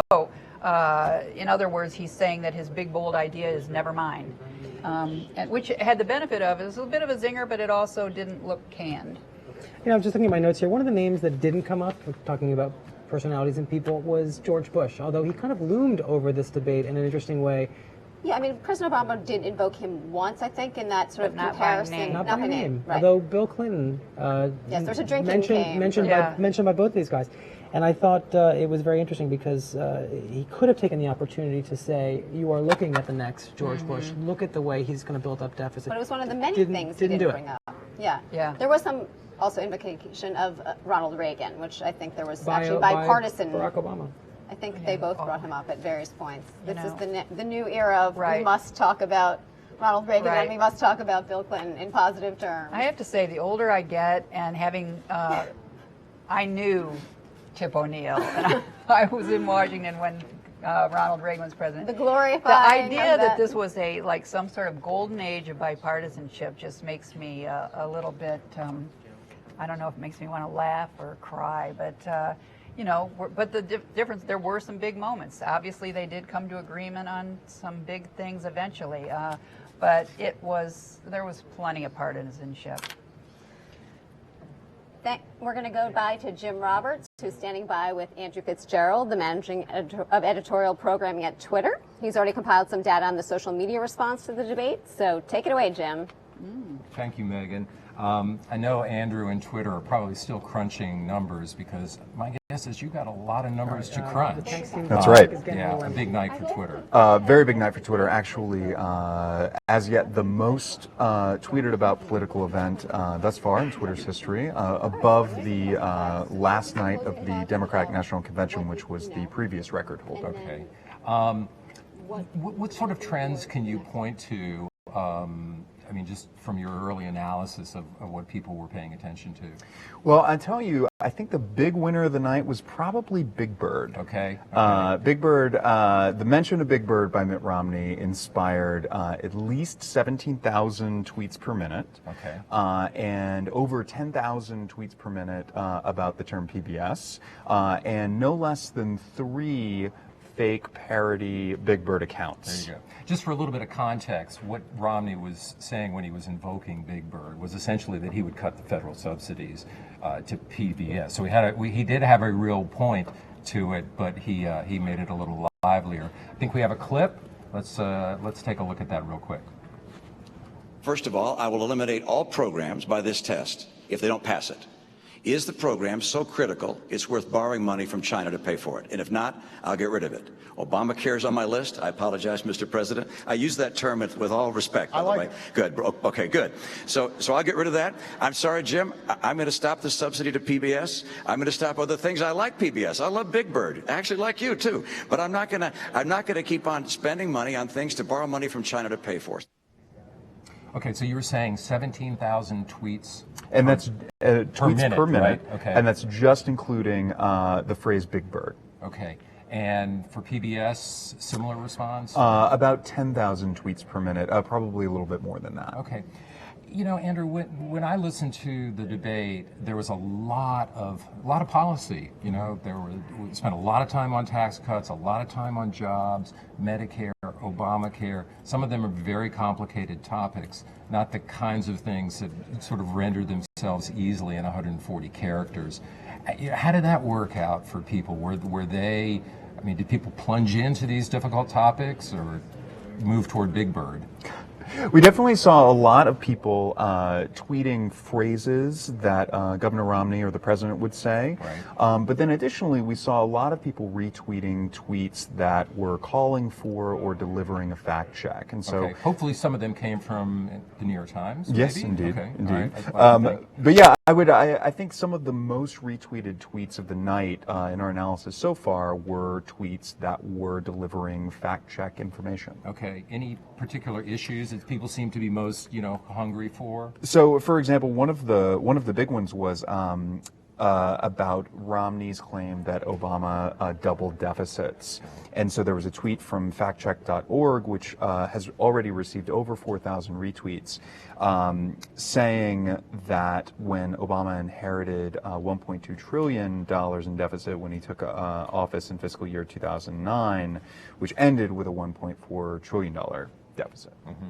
Okay, I also saw, I don't know if you noticed this too, a lot of people commenting about the way the debate itself was run, the fact that both of the candidates seemed to be setting their own pace, their own agendas, and the apparent inability for Jim Lehrer to sort of control things. Did that come through a lot to you? I think Jim might have had a tough night on Twitter. Yeah. He also had a parody account started for him, which was Silent Jim Lehrer, Ooh, not good, which not tweeted good. throughout the debate just a series of ellipses.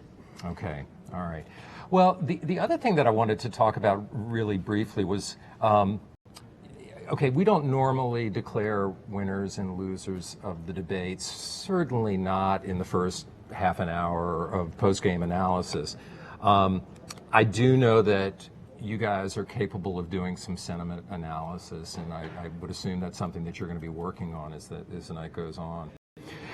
But just characterize, if you would, you know, were there prevailing sentiments that you could sort of see in how people were reacting to the candidates through Twitter? Anecdotally, watching our hashtag debates page on Twitter, it seemed to me, just as an observer, that that pundits on the right were really fired up. Just felt like Governor Romney was owning the stage tonight.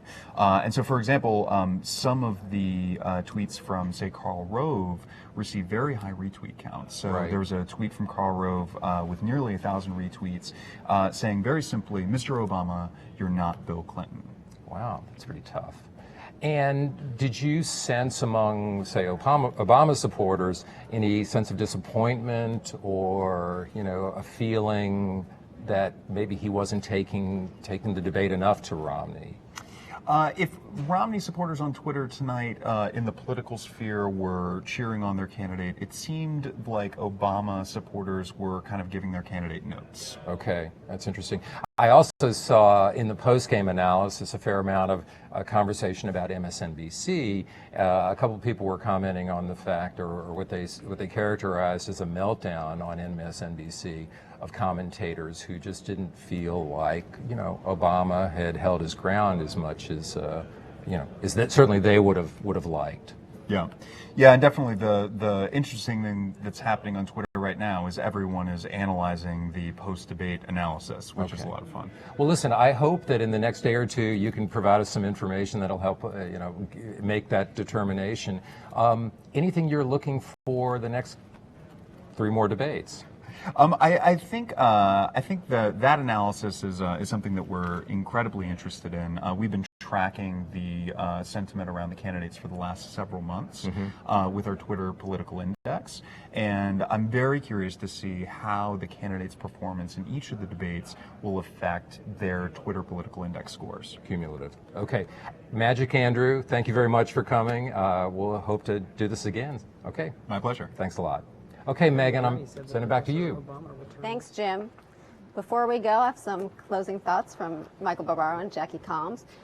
So it was interesting because Jim and Andrew were just talking about the fact that right-wing pundits were really excited about, you know, how Mitt Romney was performing and how he won, and you know, the Mitt Romney campaign, as you just said, you know, we're done, no spin required.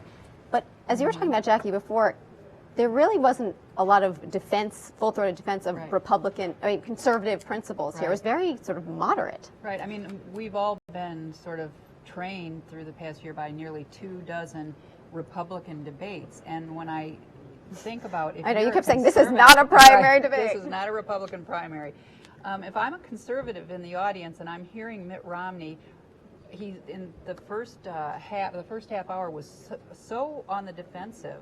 I thought, you know, in an otherwise pretty strong performance, he was on the defensive about his tax cut plan, and that's, you know, that's like the holy grail for conservatives. And he repeatedly saying, I'm for regulation. As a businessman, I needed regulation. I about fell off my chair. And then the third was for education funding. He says, I'm not going to cut education funding. And this, you know, we heard in the Republican primaries, you get applause for saying abolishing the Department of Education. So substantively, I'm wondering if there's going to be a bit of a second look from some conservatives at this. But on the other hand, they're so anxious at this point, a month out of the election. They want to, right, they just want him to win, and if he's in fighting form, that's maybe good enough. I think conservatives are going to be thrilled with the stylistic achievement that Governor Romney had tonight, which was to keep bringing it directly to Barack Obama. Now, what's interesting is, you know, how would the average person who's being kind of introduced tonight to Mitt Romney see him? And I think they would see a capable candidate, somebody with serious command of the facts and figures, but also somebody who seemed, as your previous guest talking about his body language, you know, almost overeager at times. Right. Somebody who was kind of busting through some of the time barriers, speaking over President Obama occasionally, and the moderator, that kind of A-plus student, kind of with his hand always up in the air, and they may like that once he sort of, you know, became a stickler, as he often is, for rules by saying, no, I have the last word and he has the first word. I mean, stuff that probably a nominee for president shouldn't really engage in. Yeah. And you think, you know, what's Mitt Romney's one of his central problems is his likability gap against the president. And if you're looking at people on there, it's not like he did anything to burnish his likability with this performance tonight necessarily. And the president, you know, looked genial if sleepy at times. So. And we may learn, you know, it'd be so interesting. You do have to wait a good 24 hours to hear the rationale for these things. That this may have been about Mitt Romney finding ways to dent a president whose popularity is a little higher than he'd like it to be, and Barack Obama realizing that likability is his great strength. I mean, it may be much simpler than what we're able to discern tonight. Why they took these approaches, which seem kind of surprising in ways. Yeah, I'm one of these weird people who likes to look at debates to learn something and get a little substance, and as opposed to the zingers. And I'm not sure that the voters who were watching learned all that much that they didn't already know about either man's plans. So. You're following this a little more closely than some people, I think, Jackie. Yeah, well, it's my job. Thanks, Michael. Thanks, Pleasure. Jackie. That's all for tonight. There's a lot more debate coverage online now and more coverage tomorrow. I'm Megan Lieberman. Thanks for watching.